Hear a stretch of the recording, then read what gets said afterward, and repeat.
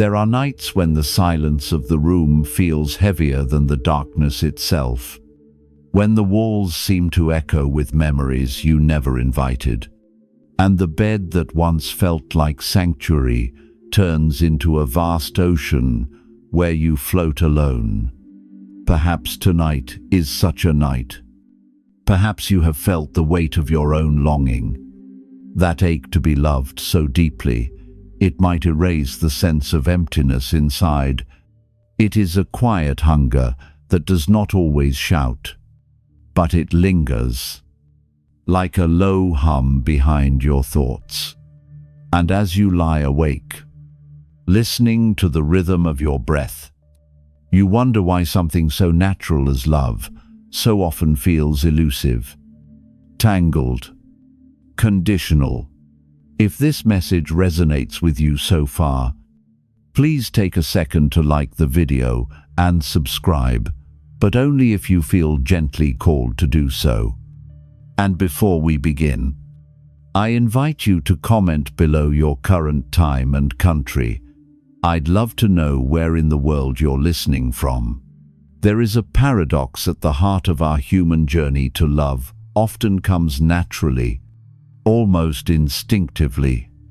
Yet to be loved feels like it is offered only with conditions. By the time you reach your middle years, you may have seen enough to recognize that the fairy tales whispered to us in youth were not promises, but illusion.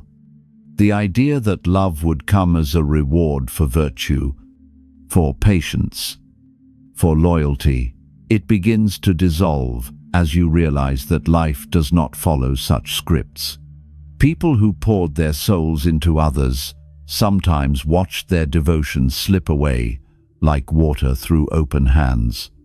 Others stayed within the same walls, the same routines, yet found themselves treated like strangers at their own table. And many drifted from one embrace to another, believing each new beginning would finally bring the fullness they longed for, only to encounter the same hollow echo waiting for them in the silence. You may have asked yourself why it is that love, which should be as natural as breathing, becomes such a labyrinth of bargains, expectations, and unspoken debts. Beneath the poetry and the promises, beneath the flowers and the trembling vows, there often lies something else, entirely, a structure that only resembles love. A framework that holds its shape, but not its living essence. From childhood onward, society whispers into our ears, a bargain. If you behave as you are told, you will be cherished. If you offer beauty, strength, or usefulness, then you will be kept. If you fulfill another's needs, then you will receive what your heart desires. But this is not love. It is a transaction dressed in the garments of tenderness.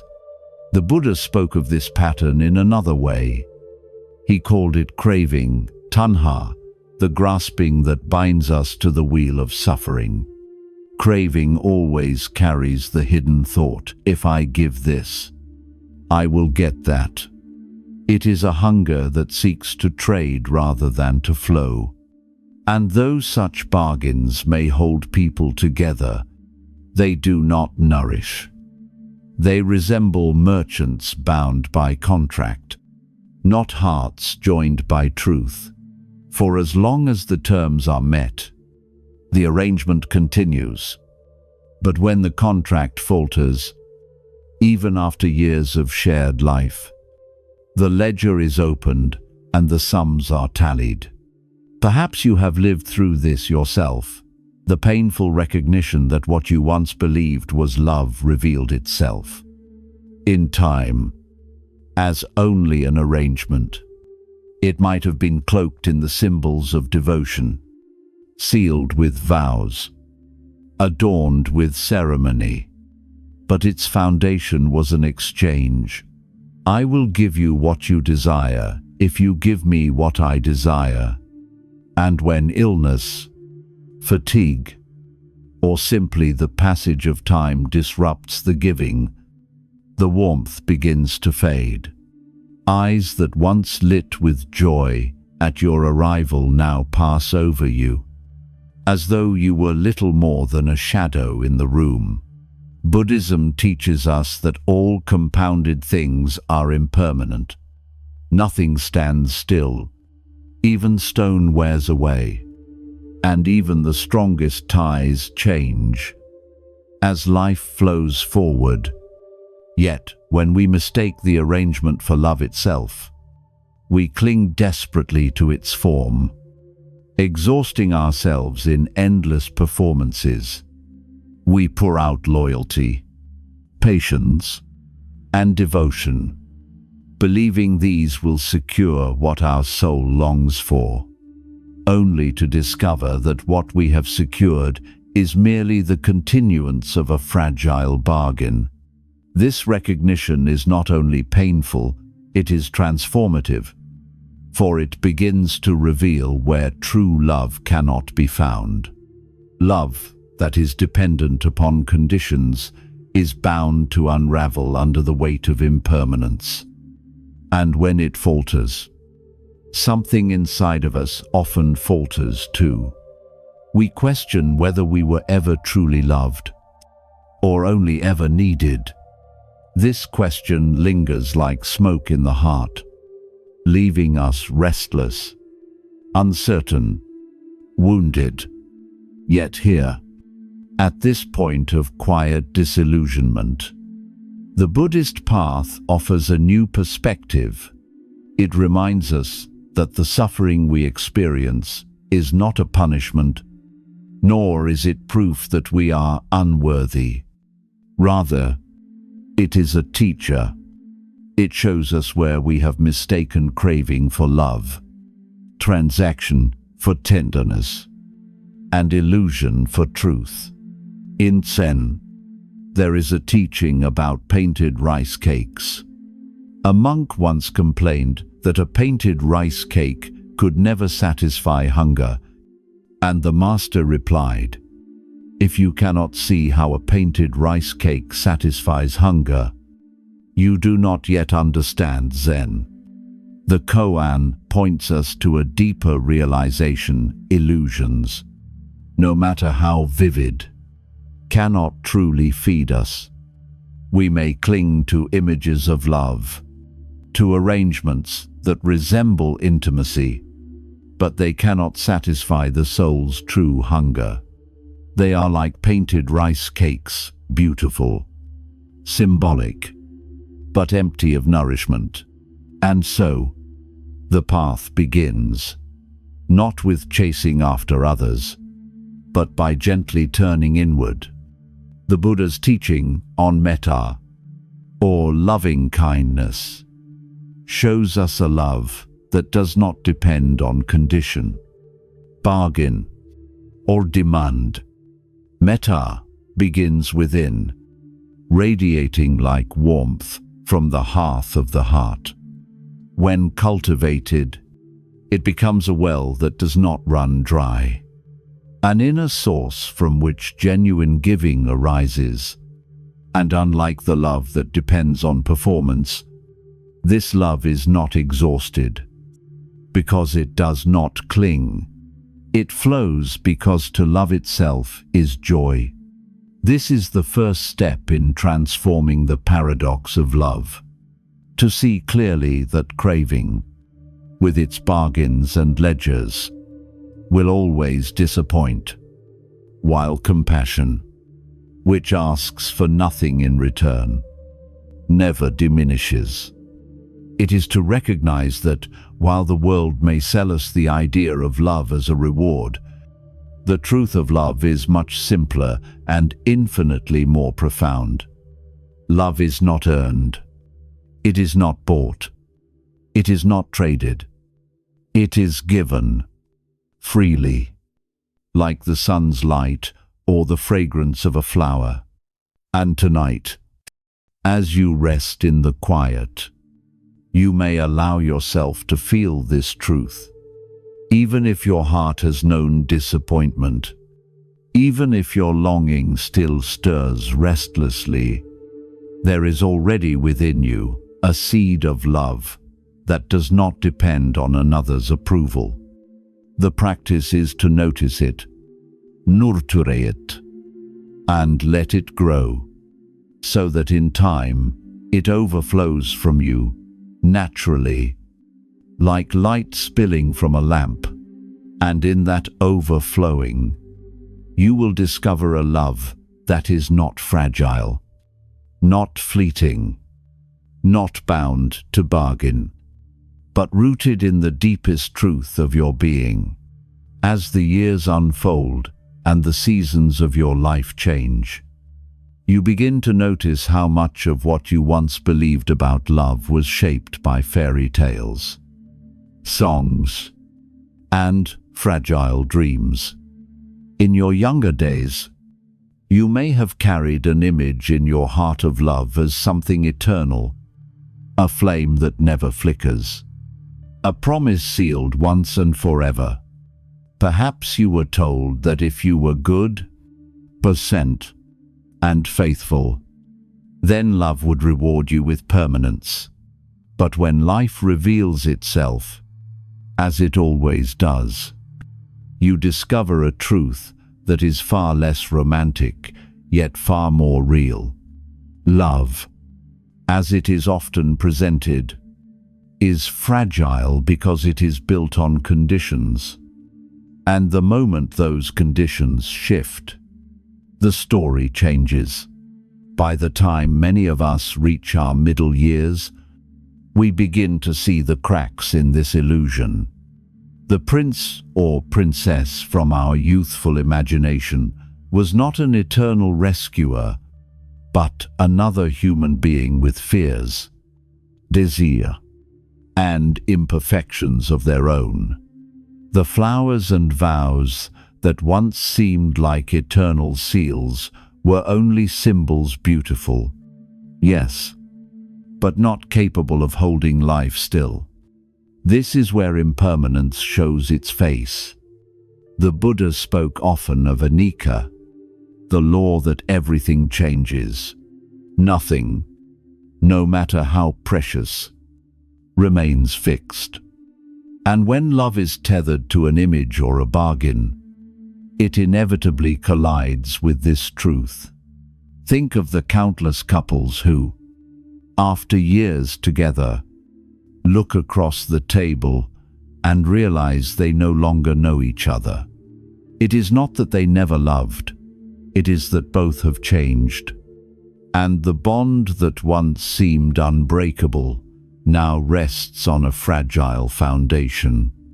Some try to cling to the past, to recreate the warmth of early days, but this clinging is like grasping at smoke.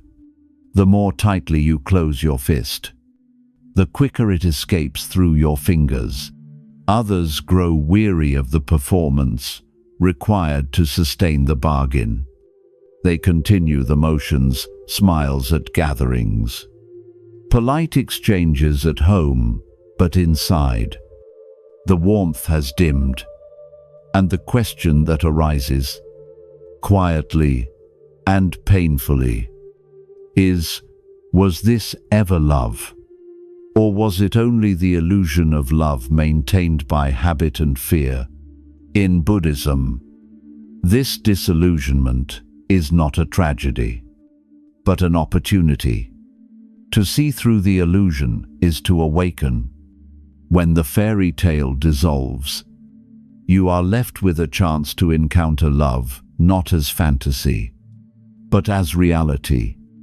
The pain of disappointment becomes a teacher, pointing you toward a deeper kind of freedom. The Zen tradition tells a story about a monk who longed for enlightenment. He painted a rice cake and stared at it for days, hoping it would feed his hunger.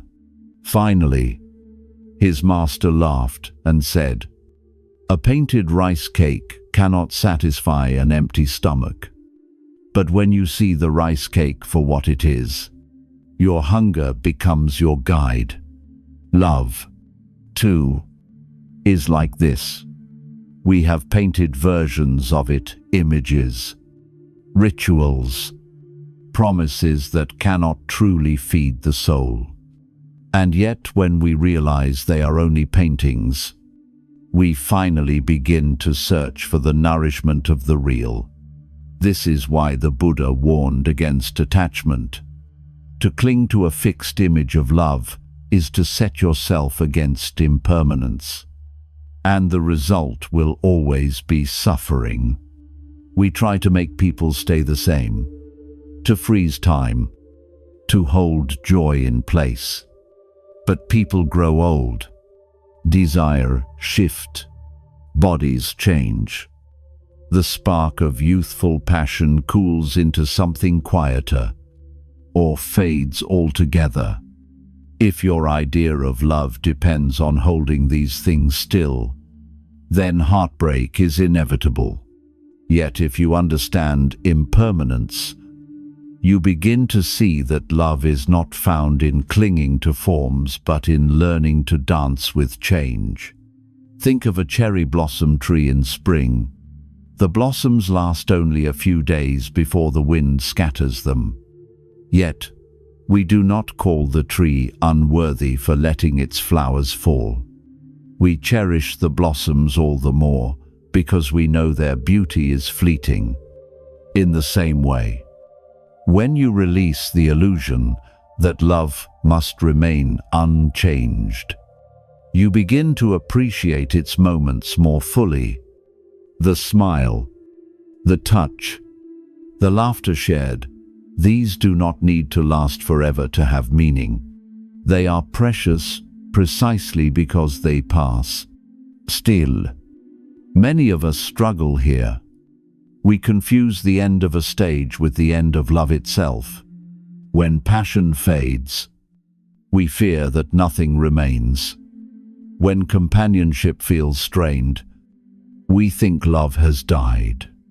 But Buddhism suggests another way of seeing love is not the fire of desire, nor the bargain of need, but the simple presence of care. It is not bound to performance, nor to roles, but to the living heart that chooses, in each moment, to be open. When you see love in this way, impermanence no longer threatens it. Instead, impermanence becomes the very soil in which love grows, ever-changing, ever-renewing, never fixed but always alive. Consider also how our youthful illusions often mistake intensity for truth. We imagine that the wild passion of early romance is the highest form of love, and when it softens, we assume we have lost something essential. But what if the softening is not a loss, but a transformation? The Buddha taught that clinging to excitement creates suffering, but resting in presence brings peace. In the same way, love that matures beyond excitement may become something gentler, deeper, less dazzling to the eye, but more nourishing to the soul. There is a Zen parable about a man who crossed a river on a sturdy raft. When he reached the other side, he thought to himself, "This raft has served me well. I should carry it with me always, to honor it." And so he lifted it onto his back and began to climb the mountains, burdened and weary. The master who told this story smiled and said, "Foolish man, the raft was for crossing, not for carrying." In our lives, relationships too are like rafts. Some are meant to carry us across a stage of our journey, to teach us something vital, to give us companionship for a time. But if we cling to them beyond their purpose, we burden ourselves with what was never meant to last. Love, in its truest form, does not bind us to rafts. It teaches us how to cross, how to let go, and how to continue the journey with open hands. So, as you rest here tonight, reflecting on the loves you have known, perhaps you can look at them with new eyes. Instead of asking why they did not last, you might ask what they revealed. Instead of mourning the end of fairy tales, you might give thanks for the awakening that followed. For every illusion that dissolves is not a failure, but an invitation to truth. And the truth of love is far simpler and far kinder than the stories we were told. Love is not a fixed possession. It is not a bargain that can be enforced, nor a treasure to be hoarded. It is a living presence, arising when conditions allow, fading when they do not, always flowing with the river of impermanence. And when you can rest in this understanding, love ceases to be a torment and becomes instead a gentle companion, arriving and departing like the seasons, yet leaving you richer for every encounter. There is a moment in nearly every life when the sweetness of affection begins to feel like a negotiation, when words of devotion carry a subtle weight, as though they are being measured against what you have offered in return. You may notice it in the sigh that follows a request left unmet, in the quiet resentment that seeps into conversations, or in the way love seems to turn into a ledger where each gift, each act of kindness, is silently tallied. And though the gestures remain tender on the surface, beneath them lies the faint hum of calculation. I gave you this. Will you now give me that? It is in these moments that the appearance of love begins to unravel, revealing something closer to transaction than to truth. In Buddhist teaching, this is the working of craving tanha, the restless thirst that grasps at what it wants, binding itself to conditions. Craving does not give freely, it trades. It whispers, if I do this, if I act in this way, if I meet your needs, then surely you will meet mine. But love bound by craving is fragile, for it cannot endure when the exchange falters.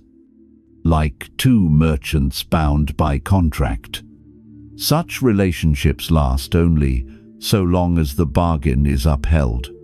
And when the bargain fails, no matter how long the years together, the union begins to dissolve.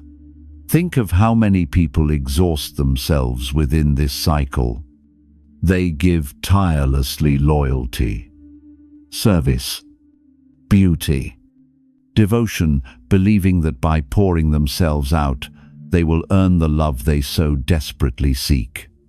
Yet, what they often receive in return is not love but the continuation of an arrangement. It is as though they are filling a vessel with water, only to find that the vessel leaks through unseen cracks, never staying full. And so they grow weary, not because they no longer care, but because they are sustaining a bargain that was never love in the first place. This kind of exhaustion can be subtle. Outwardly, life may look harmonious. Two people might continue to share meals, to exchange greetings, to walk together in the rhythm of daily life.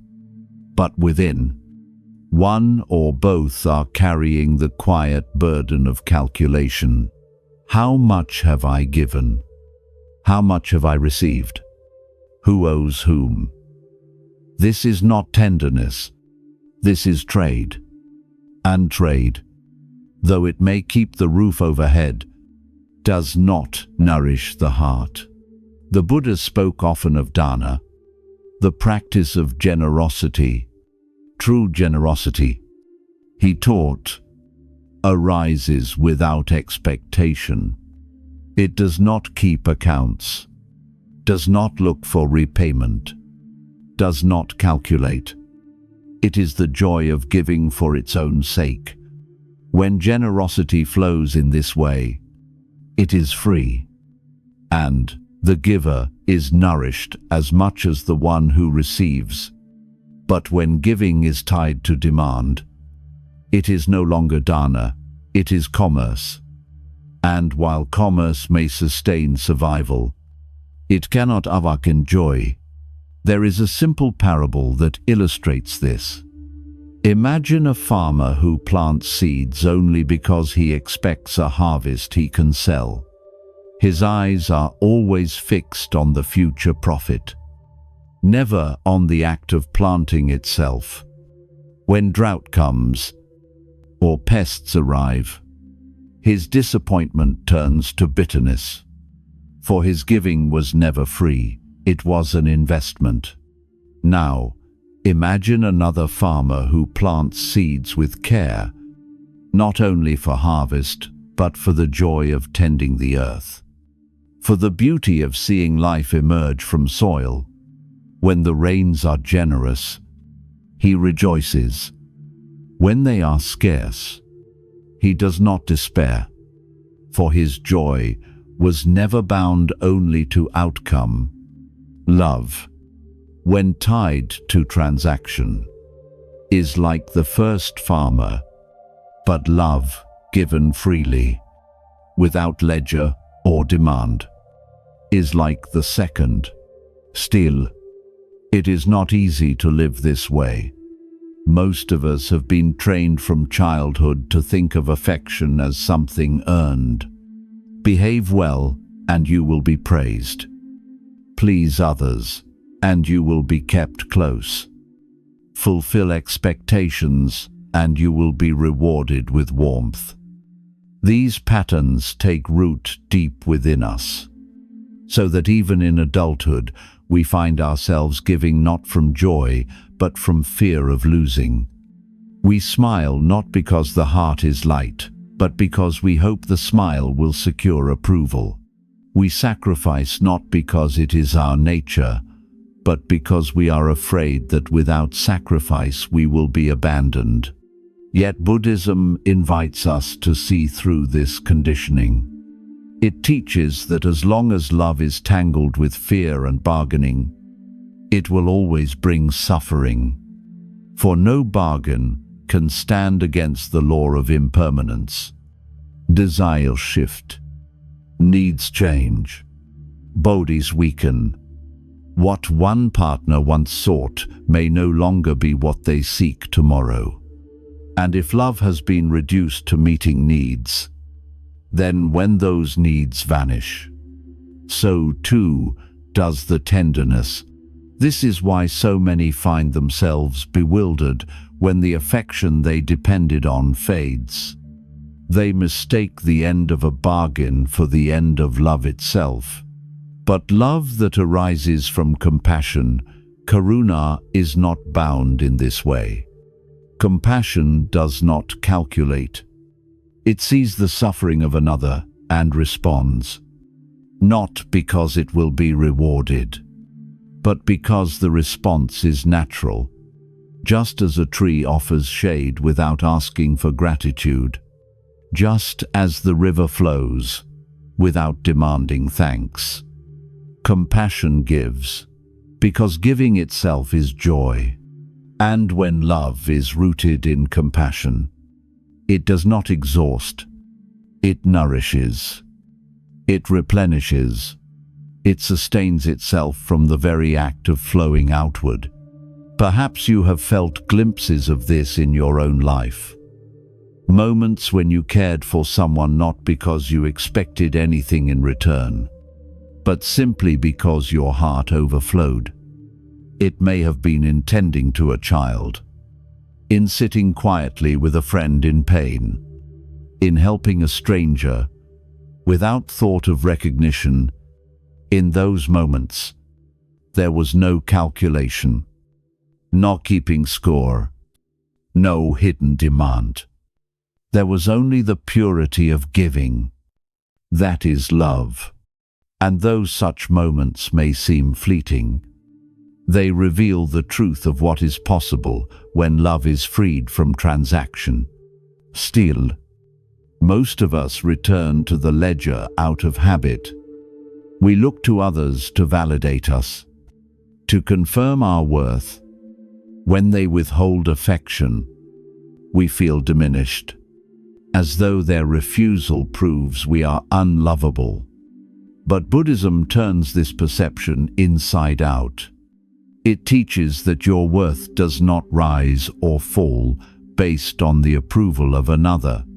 The Buddha said that just as a mountain stands unshaken by the wind, so too the awakened heart remains steady, regardless of praise or blame. To see this truth is to begin to step out of the marketplace, to stop trading pieces of yourself for temporary warmth. Imagine again two merchants at a table, signing contracts, exchanging goods. Their partnership lasts as long as the terms are met.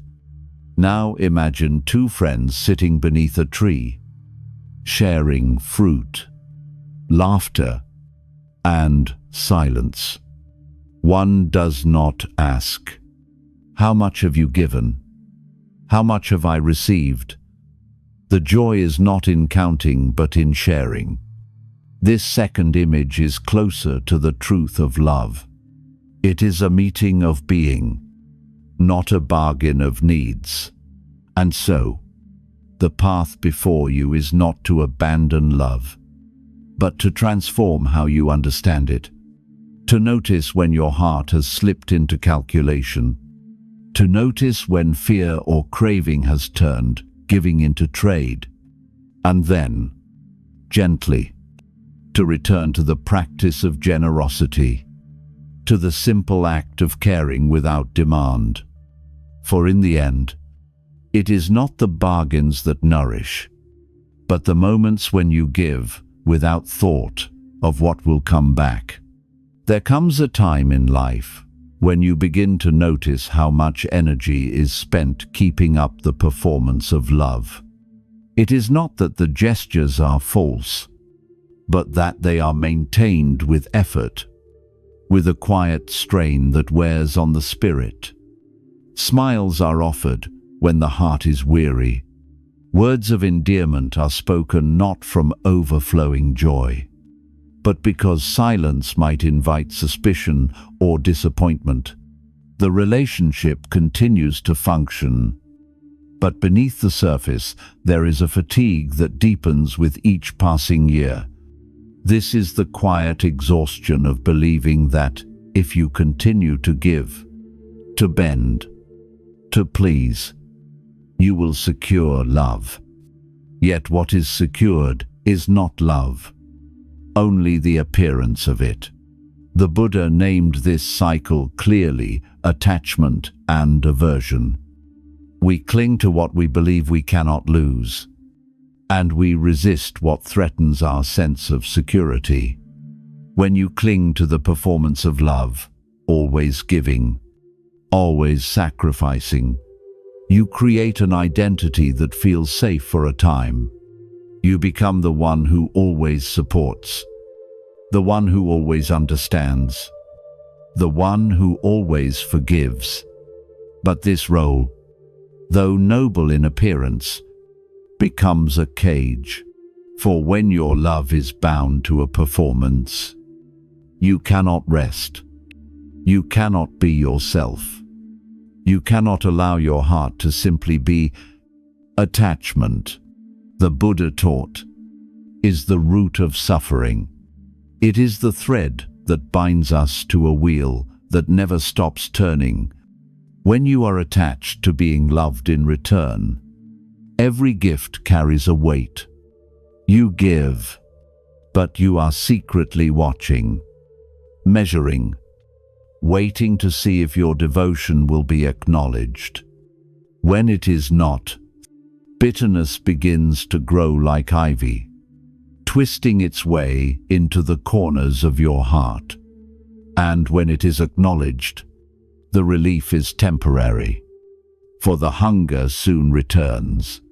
This cycle drains the spirit, leaving you weary, even as you continue to play your role.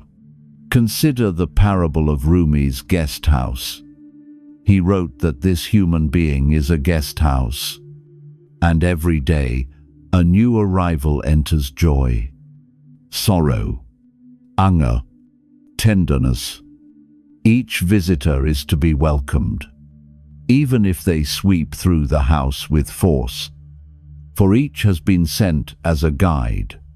Now, imagine love itself as one of these visitors. Sometimes it arrives radiant, filling the house with light. Sometimes it departs quietly, leaving the rooms in shadow. And sometimes what arrives is not love at all, but its imitation need, fear, or dependency wearing love's disguise. If you cling to one visitor and refuse to let them leave, you miss the gift of the others. If you slam the door on pain, you also slam the door on transformation.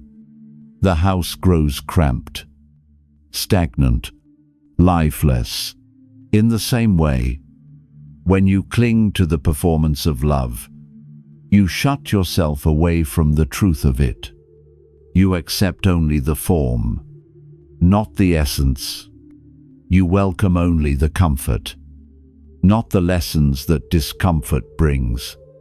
But the Buddhist path invites you to keep your house open, to welcome each experience without clinging, to see love when it comes, and to let it move on when it must, to accept even the loneliness, for it too is a teacher. Many people fear that if they stop performing, if they stop giving in ways that exhaust them, love will disappear altogether. But Buddhism asks us to look more deeply. If love vanishes when you remove the performance, was it truly love at all? If affection requires constant sacrifice to be sustained, is it love? Or is it an arrangement masked in tender words? The truth may be painful, yet it is also liberating, for once you see clearly that love cannot be secured through performance, you are freed to seek the kind of love that requires no mask. Think of a candle. A candle does not strain to give its light. It does not perform in hopes of being seen or thanked. It burns because burning is its nature. In the same way, true love does not exhaust, because it does not depend on conditions. It flows because to care, to give, to be present, is a joy in itself.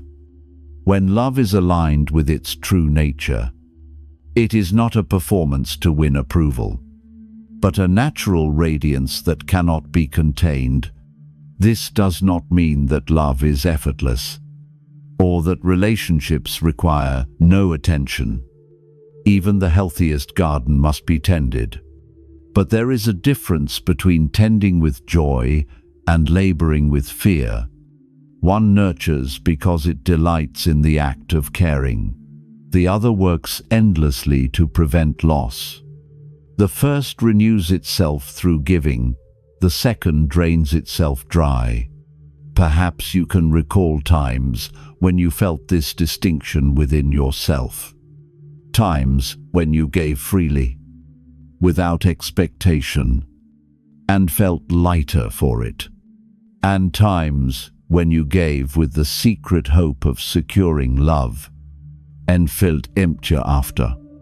These memories show you the difference between love as performance and love as freedom. They are not small lessons. They are the very heart of awakening. In Zen, there is a saying, "When hungry, eat. When tired, sleep." It is a reminder to act in harmony with the truth of the moment, without pretense, without performance. In love, the same applies. When the heart is full, give. When it is weary, rest. To force love, when the heart is empty, is like pouring from a dry well. It cannot sustain. But to give when your heart overflows is as natural as the stream flowing down the mountain. It nourishes without effort. This shift requires courage. To step out of the performance is to risk being seen as you are, without the masks that once secured approval. Some may not accept this. Some may withdraw, for their bond was never with your true self, but with the role you played. And yet, to be freed from the exhaustion of performance is worth this loss. For what remains is love that is real, not dependent on illusion, not sustained by fear. And so the invitation tonight is to pause and ask yourself gently, where in your life has love become a performance? Where have you given, not from joy but from fear of being unloved? Where have you clung to the mask because you feared the truth might drive others away? These questions are not meant to wound, but to awaken. They are the first steps in releasing the exhaustion of performance and moving toward the freedom of true compassion. For when love is freed from craving and performance, it becomes, as the Buddha described, boundless, immeasurable, like the rain that falls on all things without preference. It nourishes not because it must, but because it is its very nature to nourish. And in this love, there is no exhaustion, no bitterness, nor calculation. There is only the quiet joy of caring, and the deep peace of knowing you are no longer trading pieces of yourself for scraps of affection. As the years pass, you begin to see that the greatest constant in life is change itself. Love, too, is not spared from this truth. In the beginning, a relationship may feel as though it is carved in stone, unshakable and eternal. Promises are made, vows are exchanged, and hearts beat with the confidence that this bond will withstand the storms of time. Yet slowly, quietly, impermanence reveals itself. Bodies shift, faces age, passion cool, and the very fabric of daily life transforms. Even the simplest things, a laugh, a shared glance, a familiar touch, alter as time moves forward. Nothing stands still. The Buddha called this anicca, the truth of impermanence. It is not a curse, but a law of existence, woven into every breath, every sunrise, every falling leaf. To deny impermanence is to live in illusion. To accept it is to begin to find peace.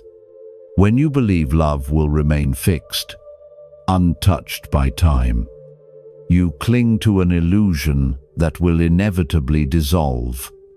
You may wake one day beside the same person and find that both of you are no longer who you once were. The habits have shifted. The desires have changed. The spark that once set your heart ablaze has softened into embers, or perhaps faded altogether. This is not failure. It is the natural movement of life. And yet, because we were taught to expect permanence. We suffer when impermanence shows itself. We mourn the passing of passion as if it were a betrayal. We grieve the fading of tenderness as though it were proof of unworthiness. But impermanence does not mean love was false. It only means that love, like all living things, must transform.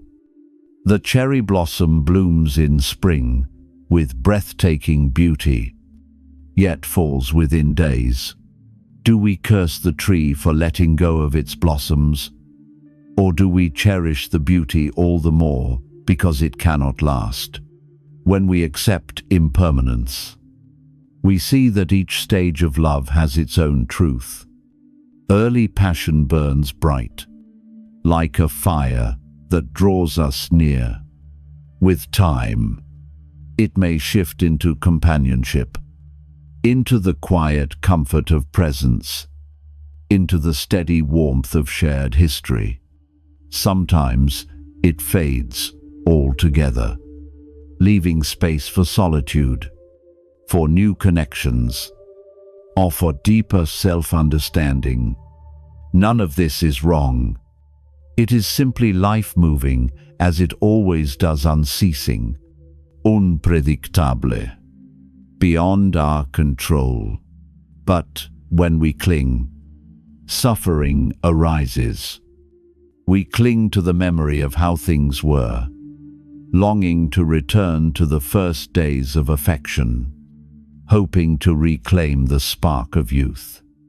We cling to the idea that relationships should remain the same, even as bodies tire and spirits evolve. This clinging blinds us to the beauty of what is present now.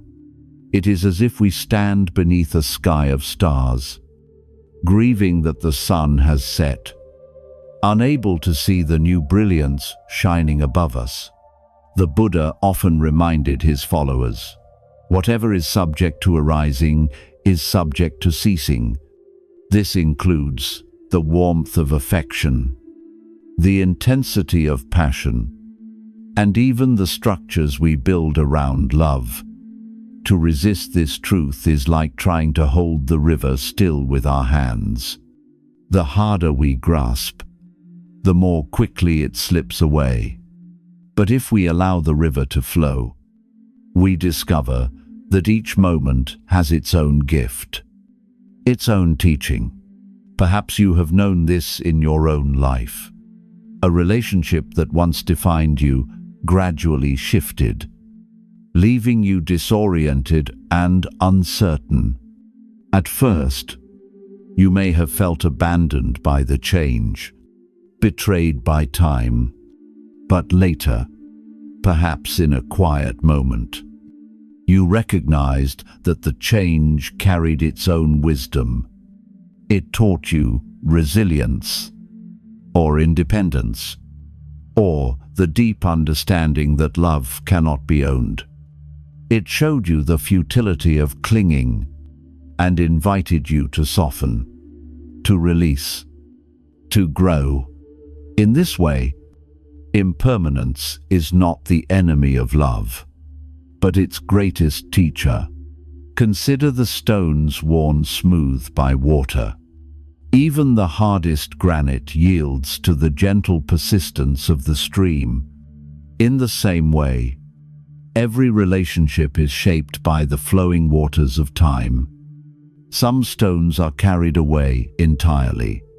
Others remain, reshaped, but still present, transformed into something new. Love, too, cannot remain untouched. It bends, softens, and sometimes breaks under the current. But this is not a tragedy. It is the very nature of things. In meditation, when we observe the breath, we see impermanence with each inhalation and exhalation. No breath can be held forever. Each arises, sustains for a moment, then passes away.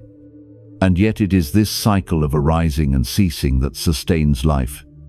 Imagine if you tried to hold your breath, refusing to let it go.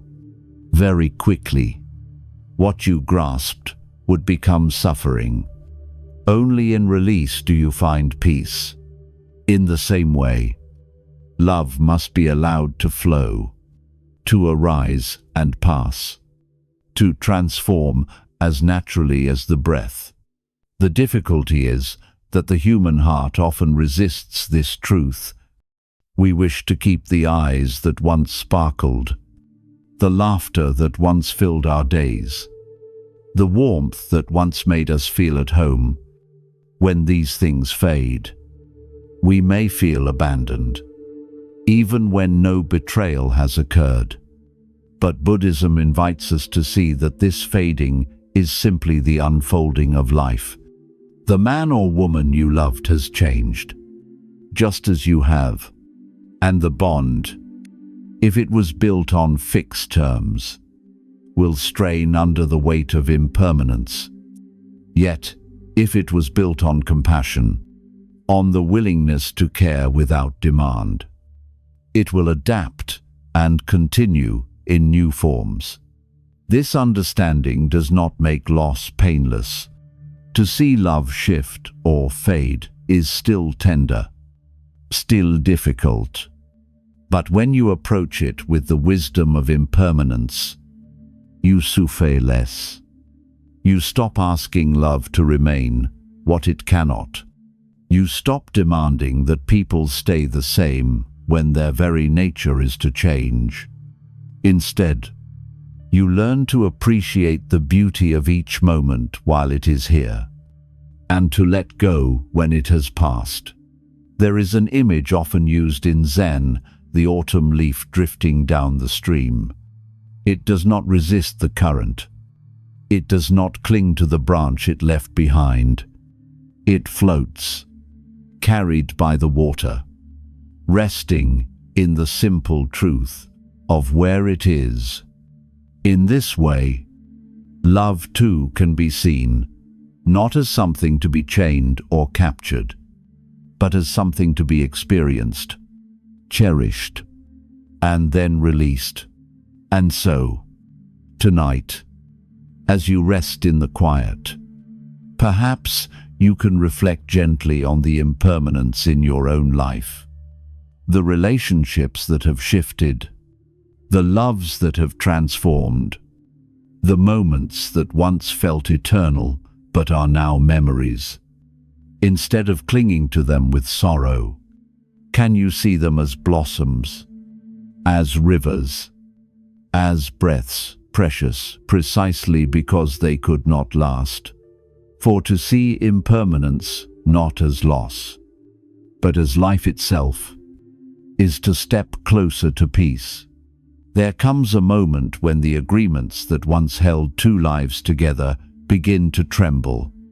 It may happen slowly, like hairline cracks in a wall that widen over the years, or it may arrive suddenly, like a mask slipping from a face. In either case, the truth beneath the surface reveals itself. The tender words that once felt so natural now sound rehearsed, spoken only because the old contract still lingers. The embrace that once carried warmth becomes an obligation, and the eyes that once lingered lovingly now drift elsewhere. What was once affection begins to feel like duty. And duty, though it can hold two people together, cannot replace love. When the bargain falters, what is revealed is not always cruelty, but hollowness.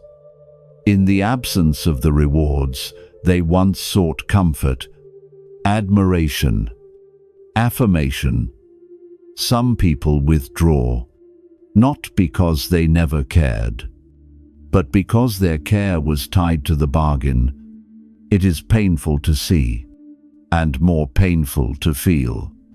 To realize that the tenderness you thought was theirs by nature was perhaps conditional all along. When the conditions fall away, so too does the tenderness, leaving behind a silence that is heavier than anger.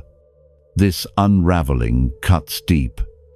It leaves you questioning, was I ever loved for who I am, or only for what I could provide? The gaze that once held warmth now glances past you, and the laughter that once filled your days is replaced with a cool quiet.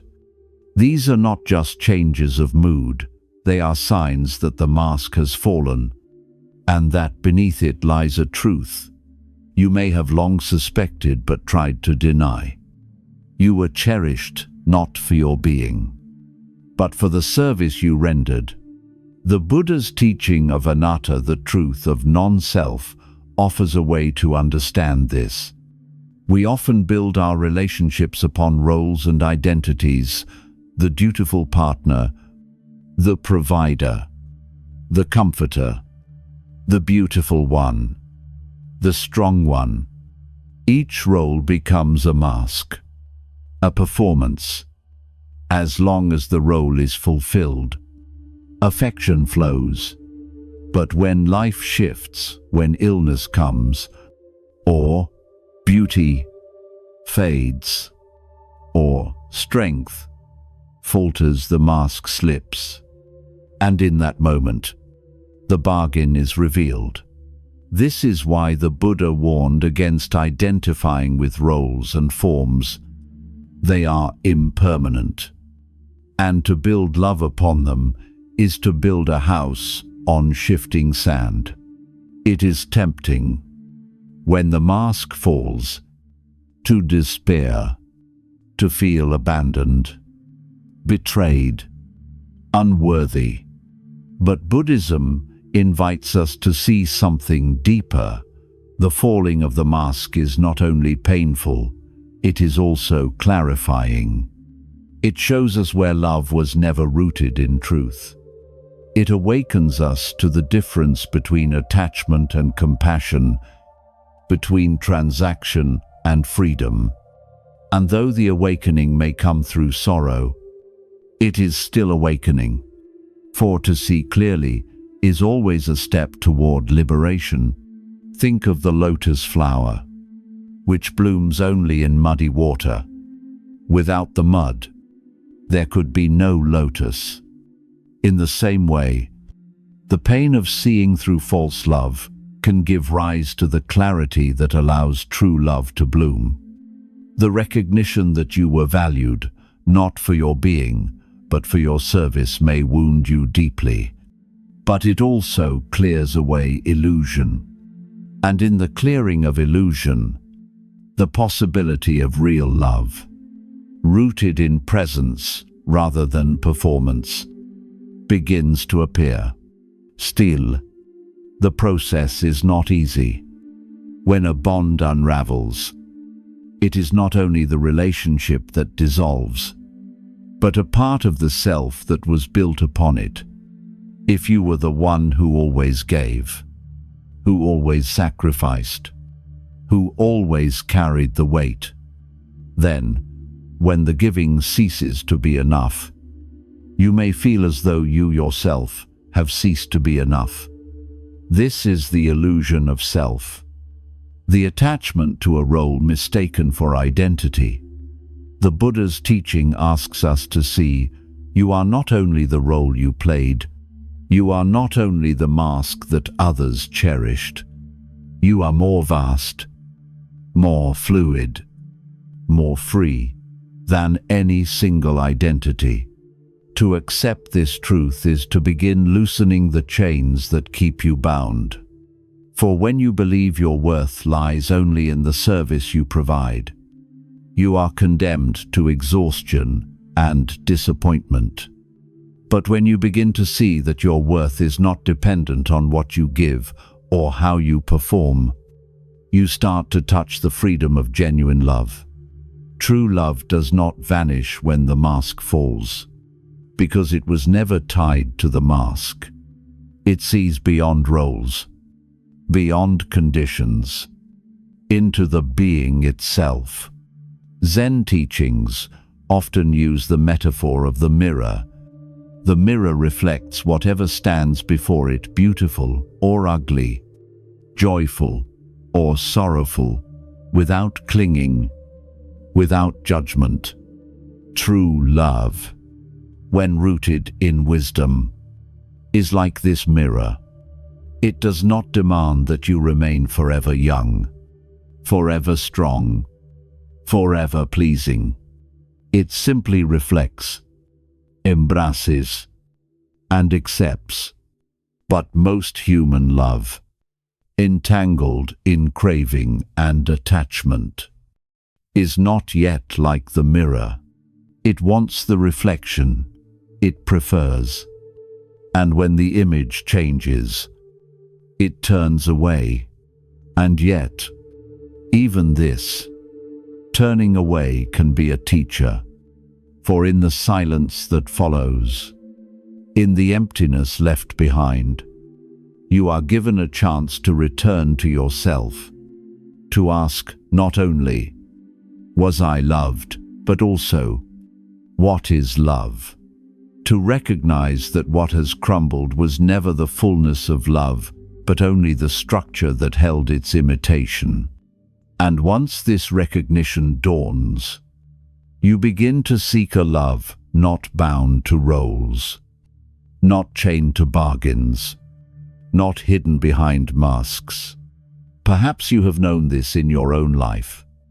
A moment when the tenderness vanished, when the eyes turned cold, when the mask slipped. The pain was sharp, undeniable. But in time, you may have also noticed that the pain carried a hidden gift. It stripped away illusions you might never have released otherwise. It forced you to face the truth that love built on conditions cannot last. And in that facing, you discovered something more enduring within yourself, the capacity to love without condition, to give without mask, to be present without bargain. This does not mean you should accept mistreatment or remain in relationships that wound you.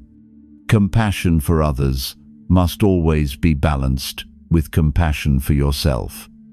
To recognize the unraveling of a conditional bond is not to accept suffering passively, but to see clearly and to step into freedom. The Buddha did not teach resignation, but liberation. Liberation begins when you no longer mistake the mask for the face, the bargain for love, the performance for truth. And so, the next time you feel the silence in a room, the absence of warmth, the unraveling of a bond once cherished, remember this: the mask has fallen. Painful though it may be, it is also an invitation to clarity, to see that what was lost was never true love, but only its shadow, to recognize that the heart, though wounded, remains capable of loving in a way that is not tied to condition, to remember that love, when rooted in wisdom and compassion, does not demand masks, does not fear impermanence, and does not vanish when the roles change. When the illusion of love as a bargain finally collapses, it leaves behind a haunting question: was I ever truly loved, or was I only ever needed? It is a question that many carry quietly in their hearts, unable to speak it aloud. For to admit it is to risk shattering the very foundation on which years of devotion were built. Yet the silence does not protect us. It only deepens the wound. To be loved for who you are is the deepest longing of the human soul. It is to be seen without disguise, to be embraced without condition. But more often than not, What we receive is something else, entirely affection tied to usefulness, warmth offered in exchange for service, companionship built upon unspoken demands. You may have felt it in the gaze that no longer lingers, in the smile that fades when your offering no longer meets expectation, in the absence of tenderness when you are unable or unwilling to perform the role assigned to you. And when this happens, you are left with the ache of recognition. What you mistook for love was only necessity. This recognition can unravel something inside you. It is not merely the end of a relationship, but the collapse of meaning itself. If I was never loved for my being, you may wonder, then what does love truly mean? And yet here, in this painful space, a door begins to open. For Buddhism teaches that suffering is not a punishment, but a path. The Buddha called it dukkha, not just pain, but the deep dissatisfaction that arises when we cling to illusions, and when illusions crumble, however painful, the possibility of liberation begins. True love, the Dharma reminds us, is not bound to conditions. It is not an exchange of services or an arrangement disguised as tenderness. It is not the silent counting of who has given more or the careful balancing of debts. These belong to the marketplace, not to the heart. Love, in its truest form, is freedom. It is the liberty to give without ledger or demand, to care for another, simply because caring itself is joy. But how do we arrive at such love? The path is neither easy nor swift, for it requires us to untangle years of conditioning. From childhood, we are taught that affection must be earned. A child behaves well and is praised. A student excels and is rewarded. A partner gives and is cherished. Slowly, we come to believe that love is never given freely, that it must be secured through performance. And so, even as adults, we approach relationships as transactions, hoping that if we give enough beauty, loyalty, patience, strength, we will be granted what we most long for. But this bargain cannot satisfy. It may sustain appearances for a time, but it leaves the heart hollow. The Buddhist path suggests another way. It begins not with the demand to be loved, but with the practice of compassion. Compassion, or karuna, does not ask for anything in return. It sees suffering and responds. It does not measure worthiness, nor does it cling to outcomes. Like the rain that falls on all things, compassion nourishes simply because that is its nature. And when love is rooted in compassion, it ceases to be a transaction. It becomes a gift, flowing freely, endlessly renewable. Consider a simple example. When a mother holds her child, she does not count the hours of sleepless nights, the meals missed, the sacrifices made. She does not ask, will this child return the favor she gives, because her heart overflows? Of course, even a mother may sometimes falter under exhaustion, for she too is human. But the essence of her love points to the truth. Genuine love is not sustained by bargain, but by presence. Buddhism teaches that such love is possible not only between parent and child, but between all beings. Yet, it requires a transformation of how we see ourselves and others. For as long as we are starving for love, our giving will always carry hidden strings. We may say, "I love you," but silently we are waiting for, "I love you" in return. We may give generously, but inside, we are measuring whether our devotion will be repaid. This is why the Buddha emphasized the need for inner peace before outward generosity. You cannot give freely if you are giving from emptiness. You cannot offer unconditional love if you are desperate for love in return. This is where the practice of metta, or loving kindness meditation, becomes a guide. In this practice, you begin by offering loving kindness to yourself. May I be safe. May I be well. May I live with ease. At first, the words may feel hollow, for you may not truly believe you are worthy of such love. But with repetition, the heart softens. You begin to accept your own being, not because you have earned it, but because you exist. From this foundation, you extend loving kindness to others, friends, family, strangers, even those who have hurt you. Slowly, the heart learns what it means to love without condition. It is important to understand that this practice is not indulgence. It is not about praising yourself or ignoring your flaws. It is about recognizing that your being, in its imperfection, is still worthy of care. And when you accept this truth, you no longer beg for love from others. You no longer offer your devotion as currency, hoping for a return.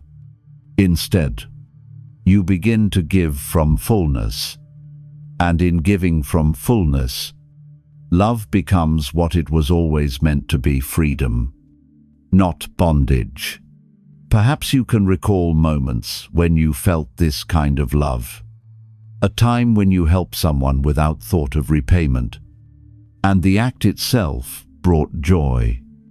A moment when you sat in silence with a friend, offering nothing but presence, and felt it was enough. These glimpses show us what love can be when it is freed from necessity. They show us that love is not found in the bargains of the marketplace, but in the boundless nature of the heart. To be loved only for your service wounds deeply, but it also teaches you to seek something greater. It invites you to stop mistaking necessity for affection, and to begin cultivating a love that is rooted in compassion. For when love is given freely, without the shadow of demand, it nourishes both giver and receiver. It does not drain, because it is not tied to outcome. It flows naturally, like the sun offering light without asking for thanks. And so, when you feel the ache of having been needed but not loved, let it not drive you into despair. Let it awaken you instead. Let it remind you that love that depends on necessity is not true love, and that true love is still possible beginning within yourself. For the Buddha's path does not end in disillusionment. It begins there, and from that beginning, you may discover that the love you long for is not something to be bargained for, but something to be lived freely, joyfully, without condition. To speak of love as freedom may sound simple, yet in truth it is one of the most radical shifts a human heart can make. For most of our lives, we are taught that love binds, that it secures us, that it anchors us to another. We think of love as belonging, possession, permanence. And so we weave chains out of our devotion, sometimes gilded and beautiful, yet still chains. We hold our partners with promises that echo, I will, if you will. I give, so that you give. I stay, so long as you stay. These chains are fragile, for they rely on conditions that time will always unravel. When conditions change, the chains strain and eventually break, leaving us wounded and bewildered. But love, in its truest form, is not a chain. It is freedom. It is the freedom to give without fear of loss, to care without counting, to be present with another, not because of what they provide, but because caring itself is joy. The Buddha described this love in his teachings on metta, the practice of boundless loving kindness. Metta is not love, given in exchange for affection, nor is it limited only to those who please us. It is a love as vast as the sky, offered to all beings without distinction. It is the sun shining upon mountain and valley alike, without preference, without demand. This is why Buddhist practice often compares love to light. Light does not bind. It illuminates. It does not cling to the objects it touches, nor does it ask them to remain unchanged. It shines simply because that is its nature. And when the sun sets, it does not grieve the absence of what it once touched. It rests, and then rises again, continuing to give without resentment. In the same way, true love is the joy of giving for its own sake. It does not bind another with expectation, nor does it shackle itself to outcome. It flows freely, because to love is its nature. Consider the image of the bodhisattva in Mahayana Buddhism, the being who vows to remain in the world until all beings are free from suffering. The bodhisattva does not love one person more than another, does not give only when love is returned. Their compassion flows to all, even to those who wound, even to those who turn away. This is not because the bodhisattva is naive, but because they have touched the truth. Love that is boundless cannot be diminished by rejection, nor exhausted by demand. It flows from an inner well that does not run dry. To live this way does not mean you must abandon personal relationships or deny the intimacy of human connection. It means that even within those bonds, you begin to cultivate freedom. You love not to possess, but to allow. You love not to bind, but to support. You love not to secure yourself against loss, but to celebrate the presence of another in this moment. When you love in this way, your partner, your child, your friend is not held captive by your affection. They are free to grow, to change, to move, even to leave. And though their leaving may bring sorrow, it does not destroy you, because your love was never a chain. It was a gift. This freedom may feel frightening at first. If love is not bound, if it cannot be secured, does that mean it can be lost at any moment? In truth, yes. All forms pass, but the heart that loves freely does not live in fear of this. It understands that to clutch at love is to suffocate it, while to let it flow is to keep it alive. Love as freedom does not deny impermanence, it dances with it. Like waves upon the shore, it rises and falls. And in this rhythm lies its beauty. Perhaps you have experienced this in small ways. The joy of giving a gift with no thought of thanks. The sweetness of helping a stranger who may never know your name. The tenderness of caring for someone in illness. Not because they can return the favor, but because their suffering touches your heart. In these moments, you glimpse what it means to love as freedom.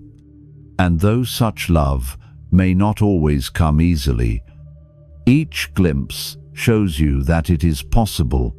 The Buddha once gave a teaching known as the Metta Sutta. In it, he urged his followers to cultivate a heart as vast as the great ocean, radiating loving kindness to all beings, as a mother protects her only child.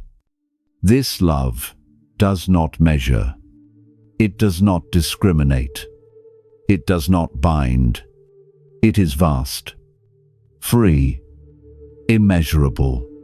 To cultivate such a heart is to move closer to the truth of love itself. Still, the world often resists this truth. We are told that to love without condition is weakness. That to give freely is to be taken advantage of. And it is true, there are those who may exploit kindness. But Buddhism does not ask us to be naive. Freedom in love does not mean surrendering discernment. It means that even when you set boundaries, even when you walk away, your heart remains free of hatred. You do not bind yourself with bitterness, nor do you shackle another with resentment. You allow them to walk their path, even as you walk yours, and in that allowing, love remains. Think of the wind moving through the trees. It does not demand that the branches remain still, nor does it resent them when they sway. It moves freely, and in its movement, the trees are nourished, strengthened, shaped. Love, as freedom, is like this wind. It touches, it nourishes, it shapes, but it does not bind. And when it moves on, it does not leave emptiness, but memory and growth. This kind of love is rare in the world, for most are still caught in the marketplace of affection. Yet it is not beyond your reach. It begins with your own heart. When you stop demanding that others complete you, when you stop giving only in order to receive, when you stop clutching at affection as though it were the last drop of water in the world, you begin to taste freedom. And in that freedom, love becomes what it always was, beneath the illusions, a gift, a joy, a boundless presence that no one can take from you. So tonight, as you reflect on the loves you have known, perhaps you can release the chains you have carried. Perhaps you can imagine love not as a bargain, not as a chain, but as light, as wind, as flowing water. And as you breathe deeply, you may sense within yourself a well of compassion that asks for nothing, that binds no one, that flows simply because flowing is joy. This is the love the Buddha pointed to, the love of the bodhisattva, the love that frees both giver and receiver. There is a paradox at the center of the human heart. We long to give love freely, yet so often we find ourselves watching, waiting, measuring whether our love will be returned. We say the words, we offer the kindness, we extend our care. But in the hidden chambers of the mind, a quiet hope lingers. Perhaps now they will love me back. And when the love is not returned in the way we hoped, disappointment creeps in, followed by bitterness, followed by the question, was my giving in vain? This is the paradox the Buddha so clearly illuminated. As long as the heart is starving for love, as long as it is desperate to be filled by the affection of another, its giving can never be truly free. For hidden within every act lies a subtle condition. I will love you, but please love me in return. Even if the words are never spoken, the expectation hangs in the air, like an invisible string, tying our gift to a demand. And when the demand is not met, we feel betrayed, as though something sacred has been stolen from us. Yet in truth, it was not stolen. It was never given freely to begin with.